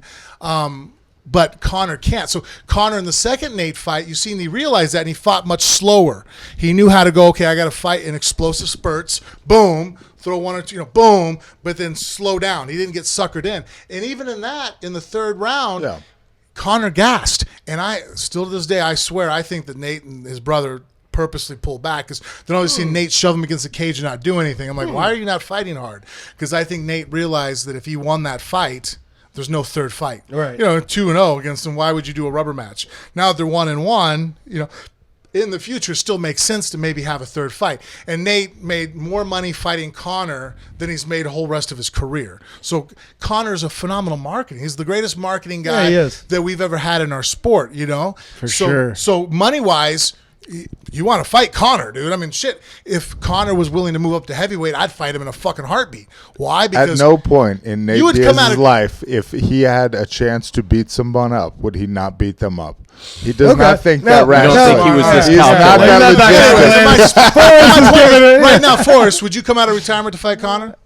I was sure. Yeah. You'd fight him in a dress because you know that we're going to be making. That would be cool, actually. I'm just saying. The sad thing is, I might lose though. Bro, But you're still going to make $10 million. I would fight Connor. We all would. That's why I can't think Hold on, time out. wraps. I am going to find the guy that offers that fight. I think he's running around back in the 80s offering people $4 million to fight Mike Tyson. I'd fight Mike. Remember, In a heartbeat. people were like, Wow. he fought 2 minutes and he got I'm $4 in. million. Who would you not I'd fight fight? Mike Tyson for $4 million. Yeah. I'd fight the 1988 version of Mike Tyson for $4 million. Who wouldn't? You could grab a homeless dude off the street. He'd be like, $4 million. That's why I'm never impressed when people say that. 400. Wow. Someone tried telling me that the day. They're like, but man, even if Connor loses the boxing match, the fact, I'm like, shut the fuck up. Yeah. That's not masculine. He's going to walk in there like, Connor, no matter what happens, is set for life. Good for him. He made this happen. Anybody. Well, yeah. Connor, especially in a boxing He's set, match. dude. Even if he think comes about- home with $30 think million about- after all said and done. Think about like me and Frank though. So my first fight, $150 to win 2 fights. Wow, $150. So to win 2 fights, and I thought that was pretty cool. I beat you. Yeah. I got paid $400 to fight once. So What did you? Just quick aside. What'd you spend it on? Do you remember? No, man. Hopefully not all in one place. Yeah, well, the gas there for everybody, and then I had to buy. Then I had to buy my corners like a meal on the way home. Yeah, it was literally just McDonald's? like, A couple of value meals. Yeah. All right, Angelo. So poor accommodations, and then That's not really even the main thing, but sure. well, no, yeah, I'm yeah, just yeah. trying to Okay, I'm just yeah. trying to set the stage, Yeah. and then not respectful in can the say terms goodbye of the if you training want. camp We're and all that kind of stuff. Yeah, We're putting trying out to the get to pictures. point. Hold on, That's real enough- quick. yeah. Putting out the They need to pictures. get out of here. Let's say goodbye to Forrest. Yeah. Hold And on, we'll well, finish he's, with he's Angelo. finishing this up. Are you Yeah. finished? No, come on. I was gonna say- I know Angelo. We're not finishing up. No, I was gonna say, you know what we could It'll do? be entertaining, you know what we though, could do, Forrest. Frank? They could leave, and then eventually we could leave, and you could go to bed. We'll send Angelo. the new podcast. All right. Hold on, sit. We got to snap a picture real quick, though. Oh, yeah, Quick post photo. Hold on, sit. We'll do it right here while we're Can we sitting get a down. photo? Too? Hang on. Thanks. We'll share with everybody. Let me just Okay. give this to. On the wife's hit list. Yeah. Yeah, please send it to me too. Home around 9:30. Yeah. No, listen. Do we need to make a Sit phone there, call? and then we Hey, go. shout out to Hellcat Customs. Tell me if you can see everybody. Are we good here? Oh, yeah, good. We don't have the porn star picture up still, do we? No. Okay, good. Okay. I'm about to dose up on some of this tea, though. All right. Yeah. Here, take a few. I'm gonna give you Can a just few give of it to the these. wife real quick. Take these. Yeah. You take a few more of those. So hold on, real quick. More Earth We'll have Brew. to edit this out. So this guy Yeah. is talking to his buddies. Oh, hold on a second. Now, if you're gonna edit out, I got to stop rolling. Hold on. Well, we'll be on the story. Just fuck it. We'll tell the joke. It's okay? Anyways, this is going to relate Okay. to what's about to happen to you. Keep it So rolling. these 2 guys are out drinking, right? And the one guy goes, "Man, I got to get out of here. I got to get home because the wife, when she falls asleep, I can't get in." He goes, "Well, what do you do?" He goes, "Well, I make sure I turn the key real quietly. I don't make a noise. I take my shoes off outside, and then I stalk upstairs. I even kind of walk on my hands and knees up the stairs so you can't hear it creak. I distribute my weight." And then he goes, "But sure enough, as soon as I open the door and I start taking my clothes off, the wife's like, 'You know what the hell time is it you coming home?' Right?" And so his buddy goes, "Man, you're doing it all wrong." He goes, "What do you do?" He goes, "I come home, I kick the fucking door down, I march up the stairs, I yank my pants off, and I go, 'Hey, how about a blowjob?'" He goes, "She's sound asleep each time."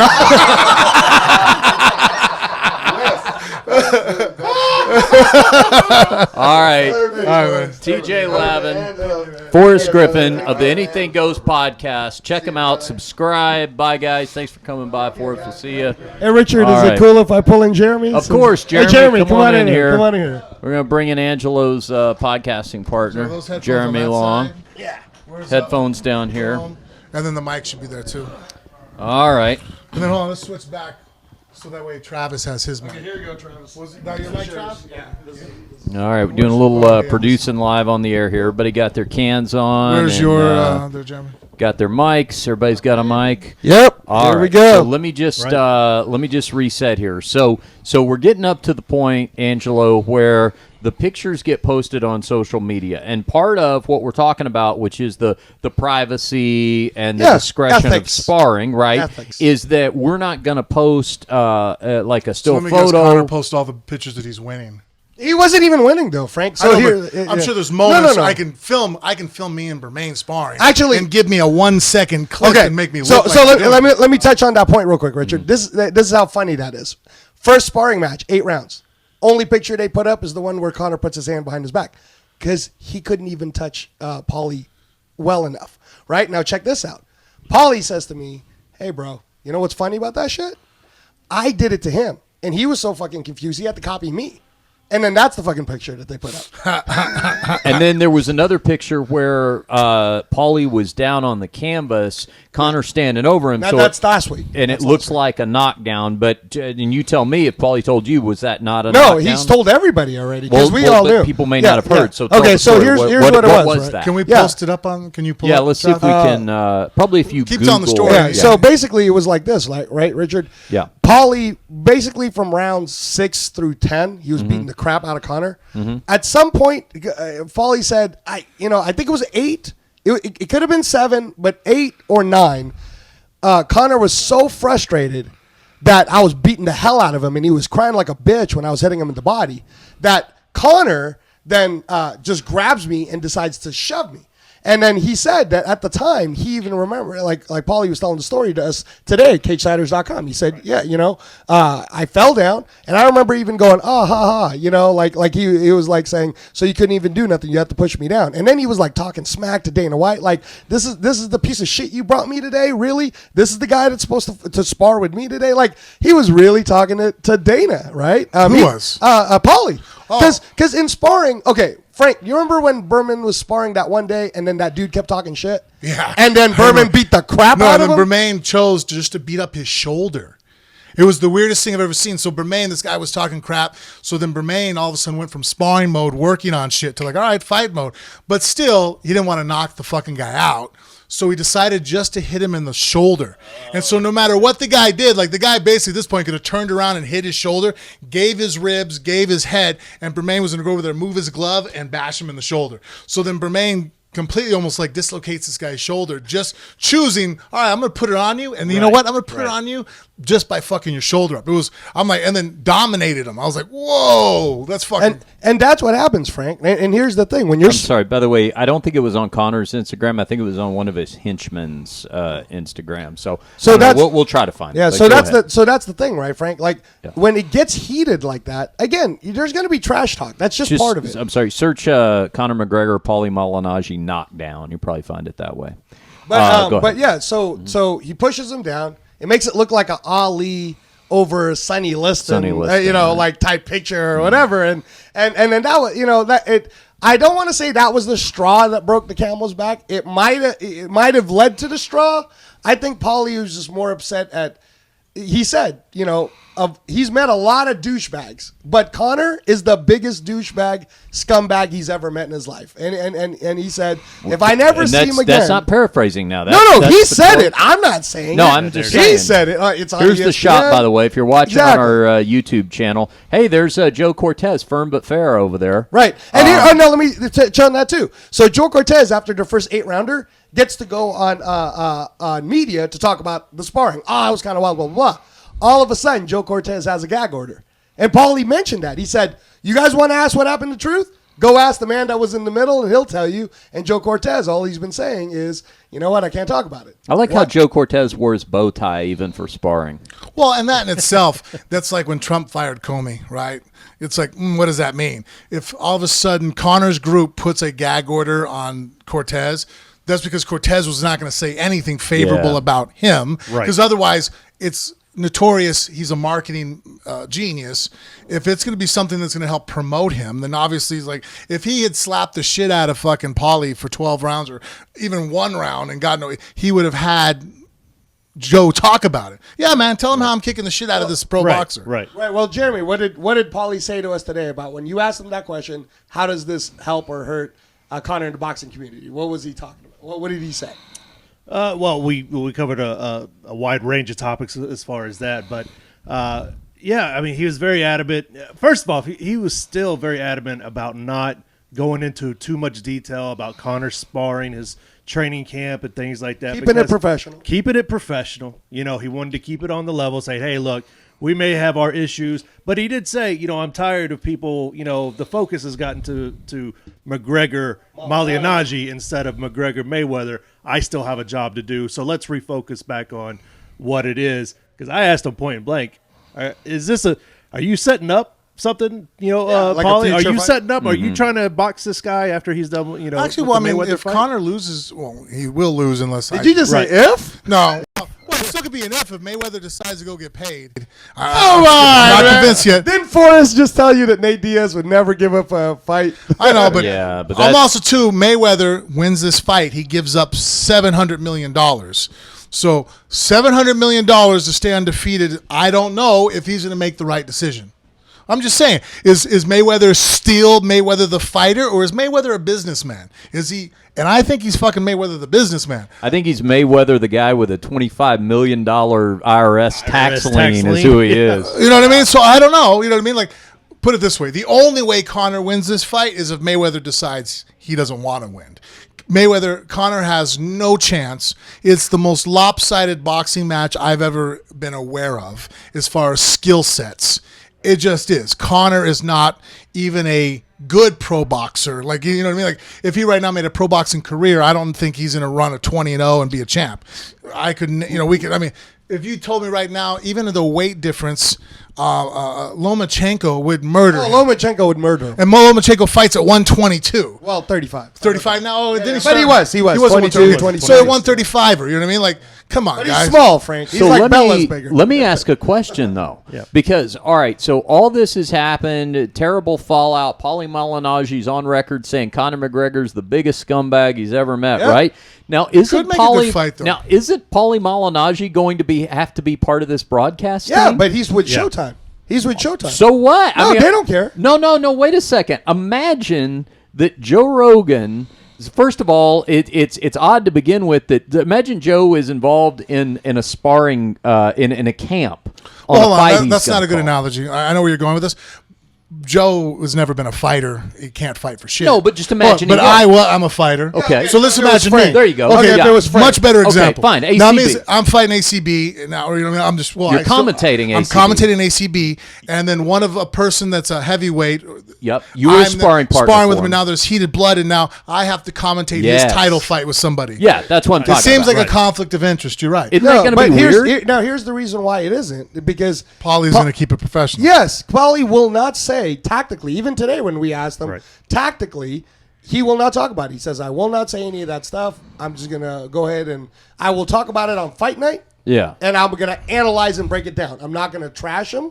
I'm going to talk about all the. Can I say something that I saw when Paulie was talking? Okay, all right. I won't not doubt Paulie, but put it this way. When you were talking when I was privately. talking about Conor's fighting ability, without saying what Paulie alluded to or said, but I very much read through the lines that Paulie was not surprised, was not like, well, he's actually better than I thought. Conor was just what, or even less, of a boxer than what we were going into this. And Paulie is just as, if not more, analytical about fighting than I am. Right. So it isn't like all of a sudden like, oh, hey, shit, by the way, Conor really could box. Like I would have saw that. He didn't say anything about rushing down to the sports book and betting his house on money Conor. on there. No, I mean, he but pretty even much look at Paulie's last fight with Sam Eggington. I mean, the kid just stopped him with a body punch, dropped him down to the canvas, won the fight. He got out, he got dressed, and he was interviewing Sam Eggington on the broadcast in a suit. That must have been confusing for Sam Eggington. So if he could do that, Praising the guy. if he what, can do wasn't that, I just then hitting he can, you? Hey. Why aren't you interviewing? You just hit me in the face, right? And I'll tell you this, and this is how professional Paulie is. And when you've gotten to this level, it's like a Frank Mir, that he was winning a fight, loses because he got hit with a liver shot, couldn't get up from it. Then he just, go ahead and talks about it. In fact, there's a fight where he even does the fight, then does commentating right after it. Richard, so no, man.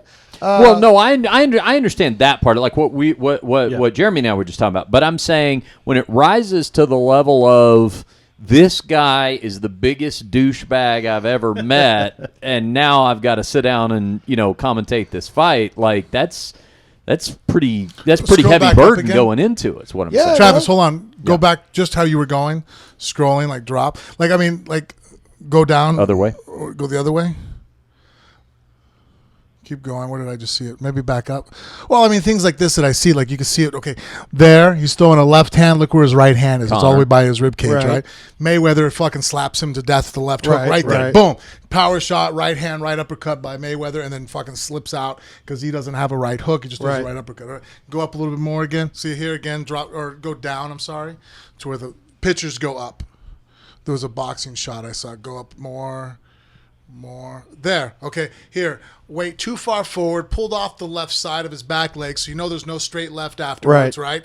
His hips are misaligned on weight distribution. Right. Left hand is completely in the wrong position, not to get slipped and get caught with a straight right there coming from Mayweather, who's good at slipping off and keeping weight distributed. Look at this here. That exchange. Hands. Look at the position that there are right there.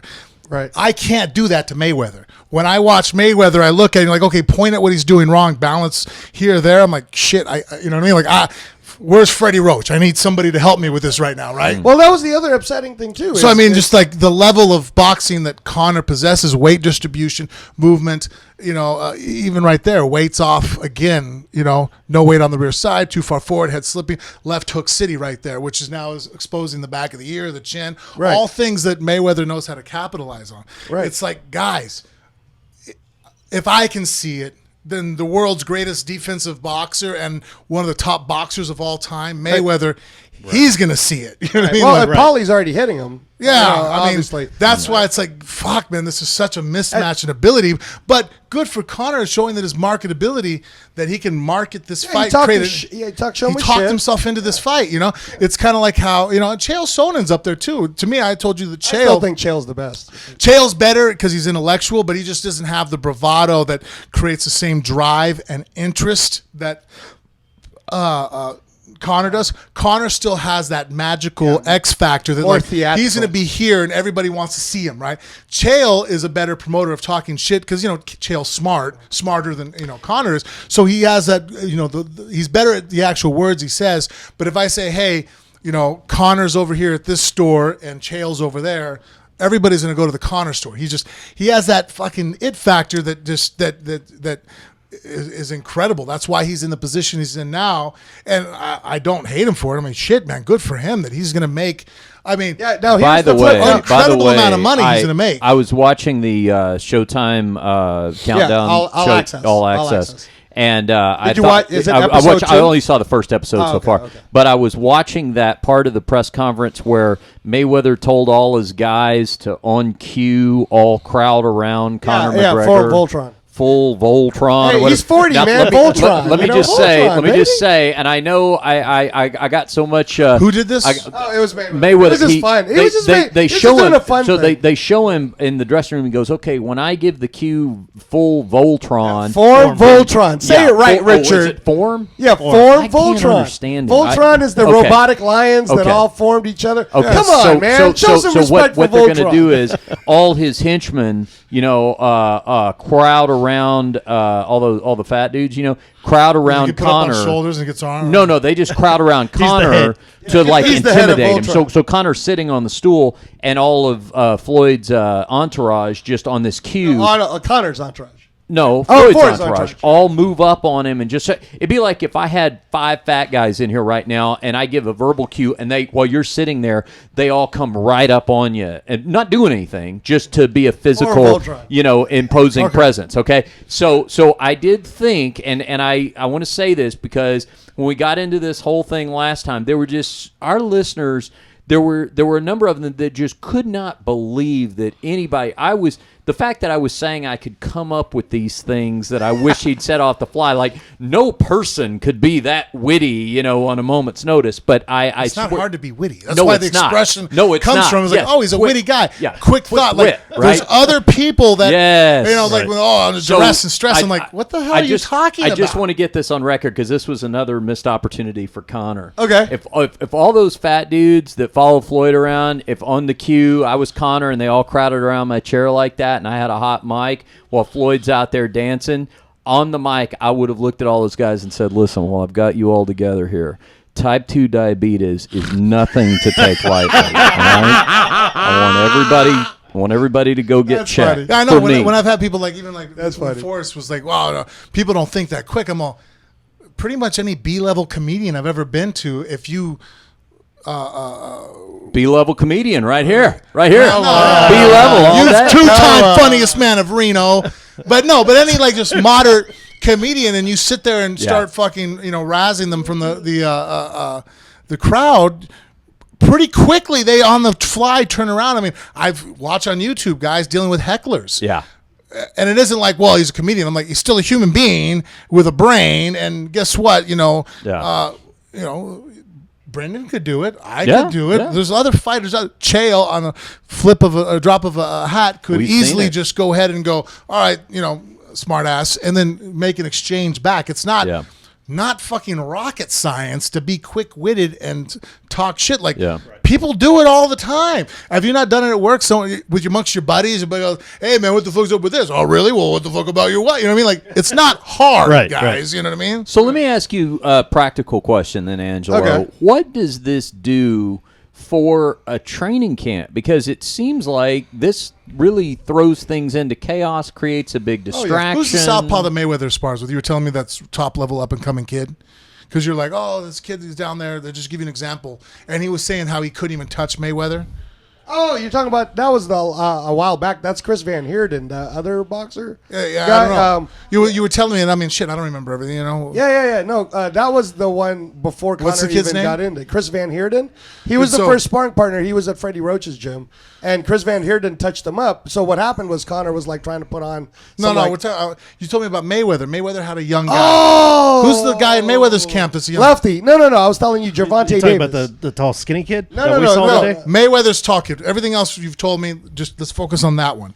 Well, who's Mayweather sparring with that you were telling me about? That young kid, left-handed.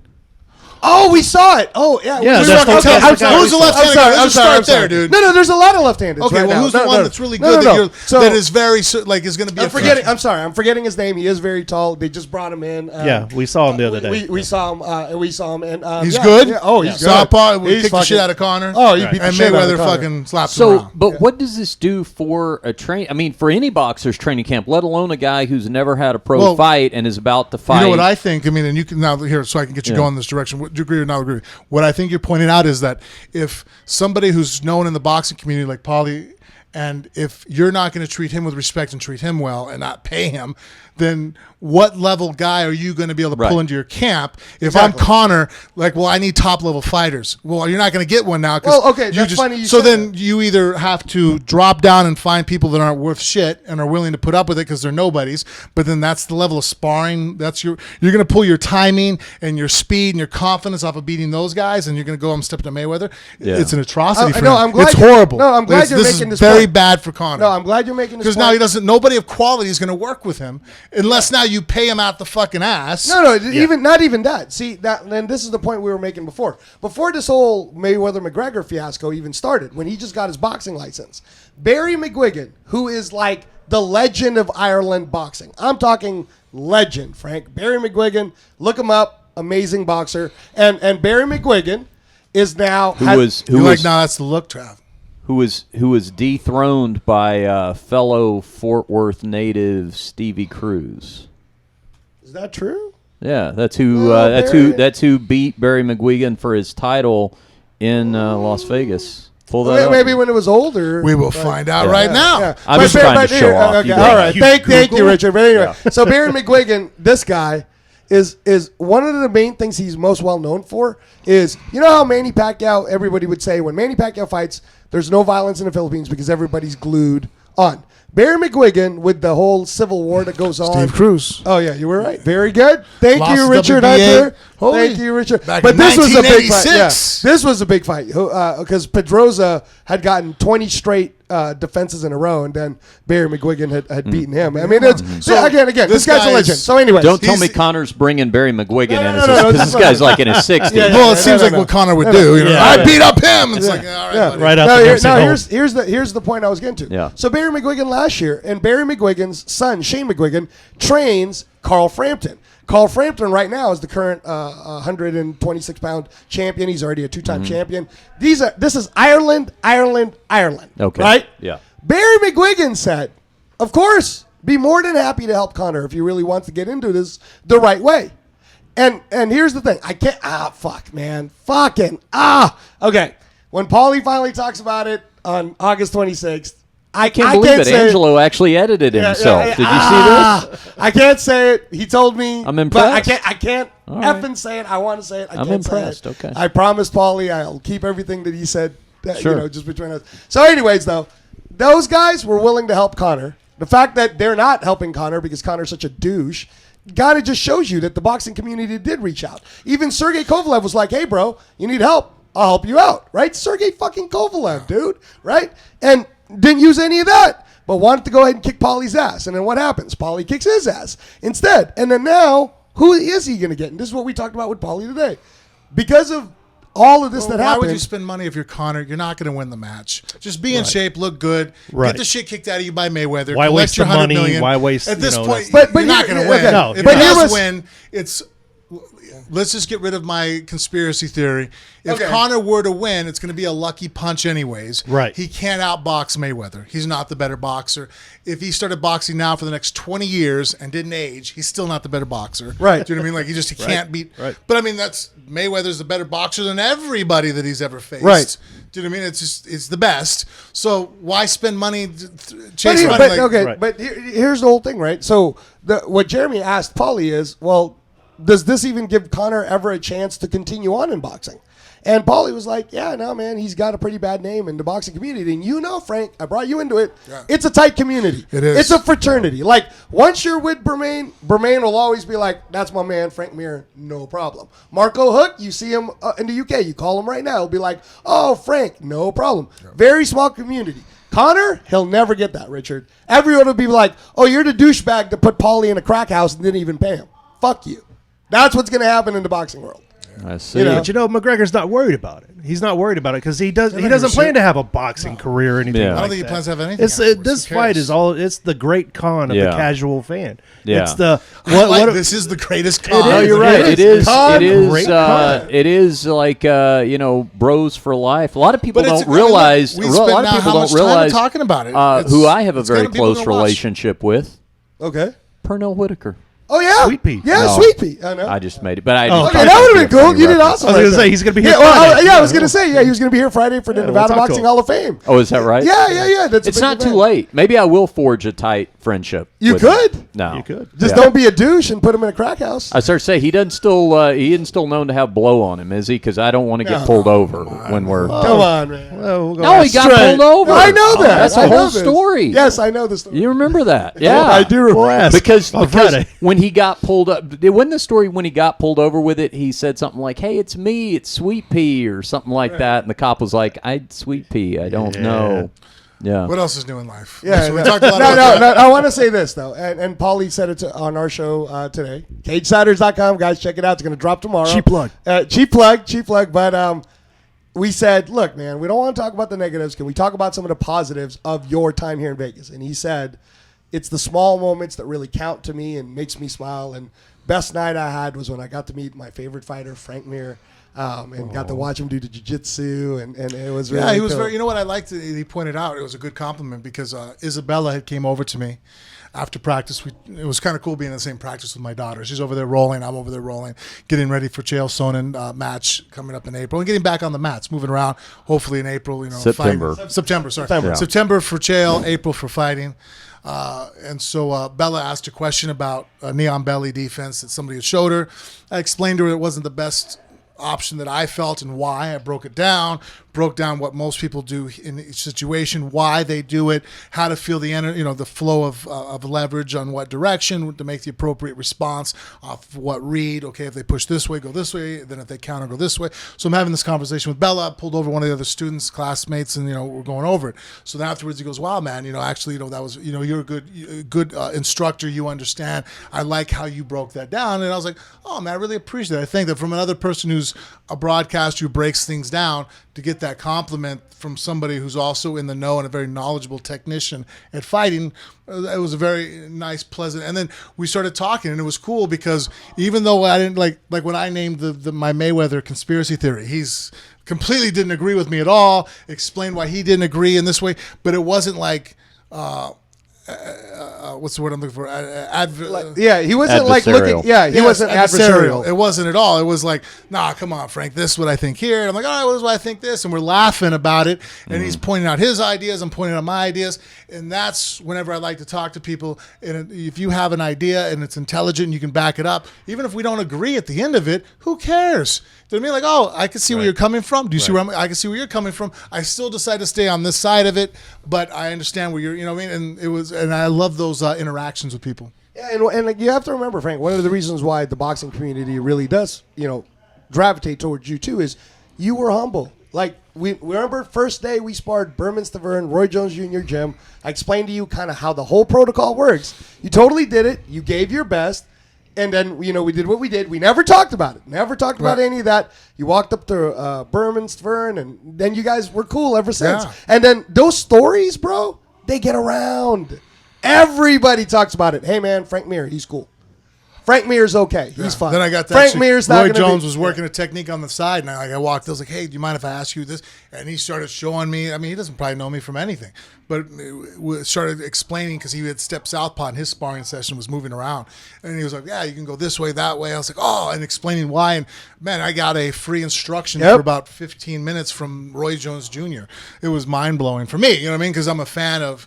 I like martial artists, man. If Kyle Snyder right now came in the room and started talking to me, or about how he's shooting his next shot. I mean, the kid's only 21, years old, world champ, gold medalist in the Olympics. Why wouldn't I listen and be, like, holy shit, show me something? Talk to me. And that's just how the community. I mean, again, the boxing community is all about that. It's about respect. If the Ronda Rousey thing never, where it was like, she'll just take Mayweather down and take her down. If that never happened, Ronda probably would have been accepted within the boxing community. But think about this, right? Ronda's boxing never got better. Why, Frank? She couldn't get any partners. Why, Frank? Because nobody wants to help her. You think fucking Anna is going to sit there and you know what I'm saying? Like, you can pretend like somebody might want to help you, but I'm talking about the real help that Paulie was actually offering. Mm-hmm. He was like he even told me, he said first. That was a big mistake for Conor's camp, because you're having a boxer of that ability and that knowledge of the sport so good that they make him a broadcaster because he's able to explain and convey what's going on in a boxing match. So it's not like you have a world-class boxer that doesn't know how to explain what he's doing. You have a guy who's very good that not only can explain it to you, but explain it in layman terms very quickly to fans at home. And now you have that guy in the gym. Yeah. Why would you not? At one point, I'd be like, hey, you know what? Really, I only want you to spar 2 or 3 rounds, but I want you to watch me spar everybody else. Yes. And could you help me break down what I'm doing? What do I need to do to beat Mayweather? Exactly. For me to land this shot, what do I need to do? Like, show me the traps, the setup, the reads.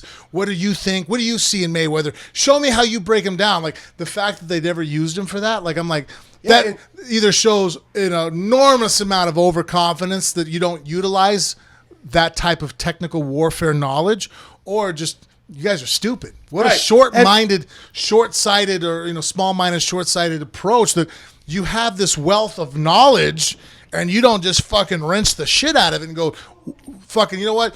We want you to stay at the same house with me. You know what I mean? No, I'll give you the bedroom next door. So when you're eating breakfast and I'm eating breakfast, I'm like, hey, so in this fight, what did you think about? Like, at every moment, I would want to pick your brain. Like what I do with Huck.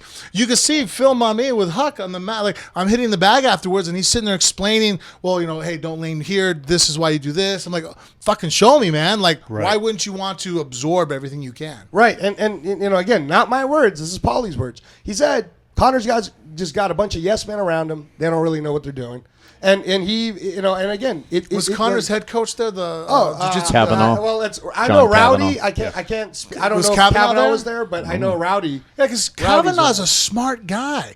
That dude's smart. Like, he's somebody I'd want to sit and talk to. Like, well, have you ever actually talked to him though? No, I'm just going off of what I've seen. Oh, so that's the thing, is that's why Paulie was even saying open-minded. I'm going to go into it. They say if you even look at some of the things he said about the team, he said positive things. Episode 2, he's like, oh well, Conor's got a good team around them. They know what they're doing. But as every day, episode 3 is going to be when awesome. episode 3 hits, he's going to be like, these guys are douches. They're just a bunch of yes men. They don't know what they're doing, and it's everything that you're saying, Frank. And now, do you think that there is a chance, regardless of how this fight works out for Conor, that we could see Conor and Paulie Malignaggi? I think so. I want it. I mean, look. I know Paulie. There's more history. There's better shit talking right now between Paulie Malignaggi and Conor McGregor than there was between Mayweather. Like, I think Mayweather, that's going to make a whole lot of paninis. I don't know. I think the Mayweather interactions to me look like Mayweather is purely just like, look,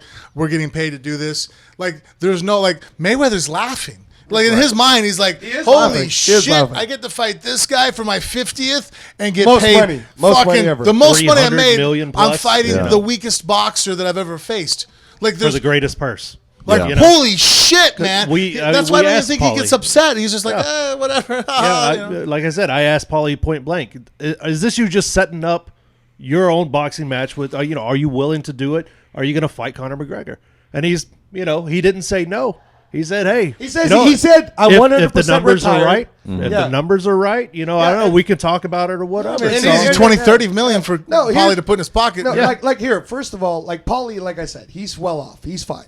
he did say to us today, he was like, look, man, I wasn't even thinking about getting into this because I was already out. And you know, Frank, it's like what you've talked about.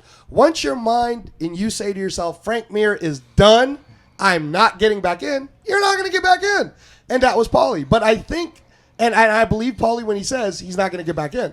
But I think Conor kind of like pissed him off Woke him enough up a little bit, huh? that if there was a fight that he was going to come back for, poked the bear. Yeah, it would be like, I'd just like to beat this douche's ass just to beat the fuck out of him. You know, in a real combat 20 million match. on top of that. You know, and if I'm getting 20 million on top of that, Yeah. and honestly, Paulie Malignaggi in Europe, where he won the world title as an underdog against Conor, that'd make Paulie a lot of fucking money. Yeah, I mean, Well- and pretty much Conor facing anybody is going to be people are going to watch. Yeah. And the fact that there's a story behind this now, that they sparred together, Right. they fucked Right. them up in sparring, talk shit.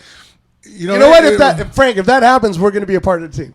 I'm going to be like, Paulie, I'm bringing in Frank as I'll be the lefty expert to kind of talk about how MMA fighters How we kinda, throw punches. yeah. That would be fun. Man. That'd All be right, fun. you've hooked me. I'm interested. And now we Check have a out- backpack guy. Yeah, that's That's right. right. The backpack, The backpack guy. man. Richard Hunter, the backpack man. That's my specialty. The He's king organized. of, We will king not of Reno ever comedy. need for anything. You say, hey, I need like some Pedialyte. Boom. There's the Pedialyte. If And it's I on know the where- list. and I know right where it is because the backpack is organized. Can I do this real quick, Richard? Travis, can you put up the CageSiders the CageSiders Instagram, because we were talking about adult film stars earlier. So I just want to let you Never know. a bad time for adults. It's going to be a hell of a segue. Okay. All right. This This is is something. last thing There's from us. always- Yeah. Shameless plug, but CageSiders the CageSiders Instagram. It's Okay. CageSiders, right? Or is it the CageSiders? Well, Maybe Oh, look at maybe the CageSiders. We broke the No, internet. it's Oh, did we? hit it again there, Travis. It went quiet. Just hit enter again. There you go. Okay. It might be under the CageSiders Instagram. I think it's at the cage side. At the Okay. CageSider Instagram. Put in Instagram.com/CageSiders and it'll pull up. Yeah, the CageSiders, right? The CageSiders. Okay, so we're So going to pull up. This will be worth it. All right, yeah, this will be yeah, worth yeah. it. We're going to pull up Jeremy and Angelo's Instagram here for their CageSiders podcast. And Frank, you'll like this because you're gonna right. have to check this Friday's Okay, episode. here we go. How Here we much go. you Okay, say I'm click gonna on like. this. Okay. Yeah, see? All right. Let me. So, Yeah. prior to us coming to your studio, Okay. we were in our CageSider studio for the Action Channel. I'm very proud you actually made it here. It says our favorite guest is back. Yep. Okay, and is that at Allura Jensen? Yes, sir. Okay, now who is Allura Jensen? One of the hottest, I'd say. Angelo just is in love with this lady.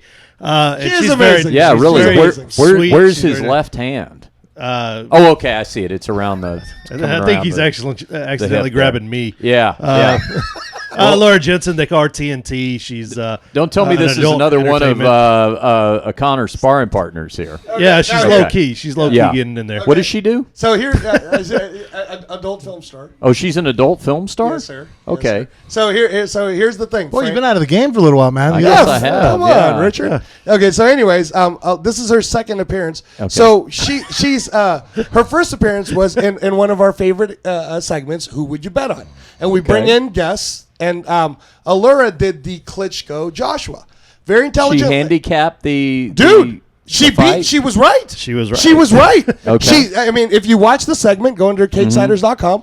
She picked it and called it. She's a fight enthusiast. She picked Anthony trains. Joshua. She Okay. picked Joshua. Yeah. We both picked Klitschko like dummies, Damn it. and we lost. So on this one, we She has a brought. martial arts background? Yeah, she did that. Yeah, yep. Oh, and wow. and Frank. Oh, I see that. She's in a gi. Yeah, Frank. I started training her some Do boxing you, now. Right? does she hold mitts or do you just hit her boobs? Okay, come on, Richard. be respectful. Come on, let's be Richard. Come on, Rich. Richard. People don't Cross treat the women line like of that. Yeah. poor Richard, taste. come on. Yeah. So she All right. So That no, was she that did- was the thing that crossed the line on the show. Oh wow, just for him because he doesn't do anything wrong. Okay. Okay. All So right. anyway, We got to so look anyway, for something. So We're check going this into out, hour Frank. 3. So- Nobody's still listening. Yeah, no one's okay. listening So at this point. so we did a cool segment with her, and she was talking about McGregor Mayweather. Uh-huh. You're gonna want to see the segment, Frank, because she picks McGregor, and she actually said some stuff that could sway you. I mean, it didn't sway me, but You kind of for a second was like, no. I could see that. No, she mentioned a lot of good points on marketing and how they've been marketing, and the two great promoters, which McGregor and Mayweather are. You can't find better. Maybe Chael, these guys, but it's a perfect storm of these two sports coming together and these two, promoters doing what they're doing. Yeah. So is she saying that Mayweather will throw the fight too? Is that what she's saying? No. I think she actually believes technically McGregor could win. Yeah. Does she really think Conor could technically win? Like, Yeah. Find out. Action Channel, 7 a.m. or 6 p.m. All right, so I'm gonna go ahead and tell you don't put your money there. All right, so she'll be breaking down the fights on the Cage Siders with Angelo Reyes and his partner Jeremy Long, who is frequently mistaken for country superstar Zach Brown. Am I right? Yes. You get that? Yep. Yeah. Check them out. I'm a subscriber. You should be too, guys. Thanks for coming in. Thank this you. was fun. Thank it was you. explosive, as I knew it would be. And thanks to Forrest Griffin and TJ Lavin of the Anything Goes podcast for being in here earlier. You know what we need to do next time, Frank? I had planned this for today, but we went long. Just remind me, we need to give a celebrity death pool update because our listeners... how are we doing anyways? Well, let me just say that the league has been very competitive, and our listeners want some shout-outs, like the ones who are let's doing do that. well. How So am we I need doing to go on the over other that. You are in second place right now in the Doug Stanhope League. You have been surpassed for first place. Anyway, we'll do that. We'll do that on the next episode. I do want to give a birthday shout-out today, though, to Poison drummer and phone booth fighting guest Ricky Rocket. Ricky Rocket, the drummer of Poison, who is a jiu-jitsu black belt. It's his birthday today, so happy birthday to Ricky. Happy birthday, Ricky. He was on Phone Booth Fighting a couple of months ago, and you can go back on our Phone Booth Fighting YouTube channel and watch him Skype in if you'd like to see that, if you're a hair metal fan like myself. All right, for all the guys, for Travis doing such a great job handling the production. We appreciate you being with us. One quick shout out for the Amazon banner, phoneboothfighting.com. You're going to shop on Amazon, click through that banner. Doesn't cost you anything else, but we get a small percentage of your purchase kicked back to us from Amazon. That helps to support the show. If you search us in iTunes, Phone Booth Fighting MMA, click on those 5 stars and write a favorable line or two if you have a moment. That benefits Frank and I greatly, again, at no cost to you. And social media, hey, I am on Twitter and Instagram at Richard Hunter. Facebook is official Richard Hunter. He is Facebook official Frank Mir, and then Twitter and Instagram at the Frank Mir. And Frank, you always get the last word here to tell everybody how to follow the show on social media. On Facebook and Instagram, you can follow us at Phone Booth Fighting. And then if you're a Snapchat or Twitter follower, it's just Phone Booth Fight. For Frank and the guys, I'm Richard, and we'll see you next time right here on Phone Booth Fighting.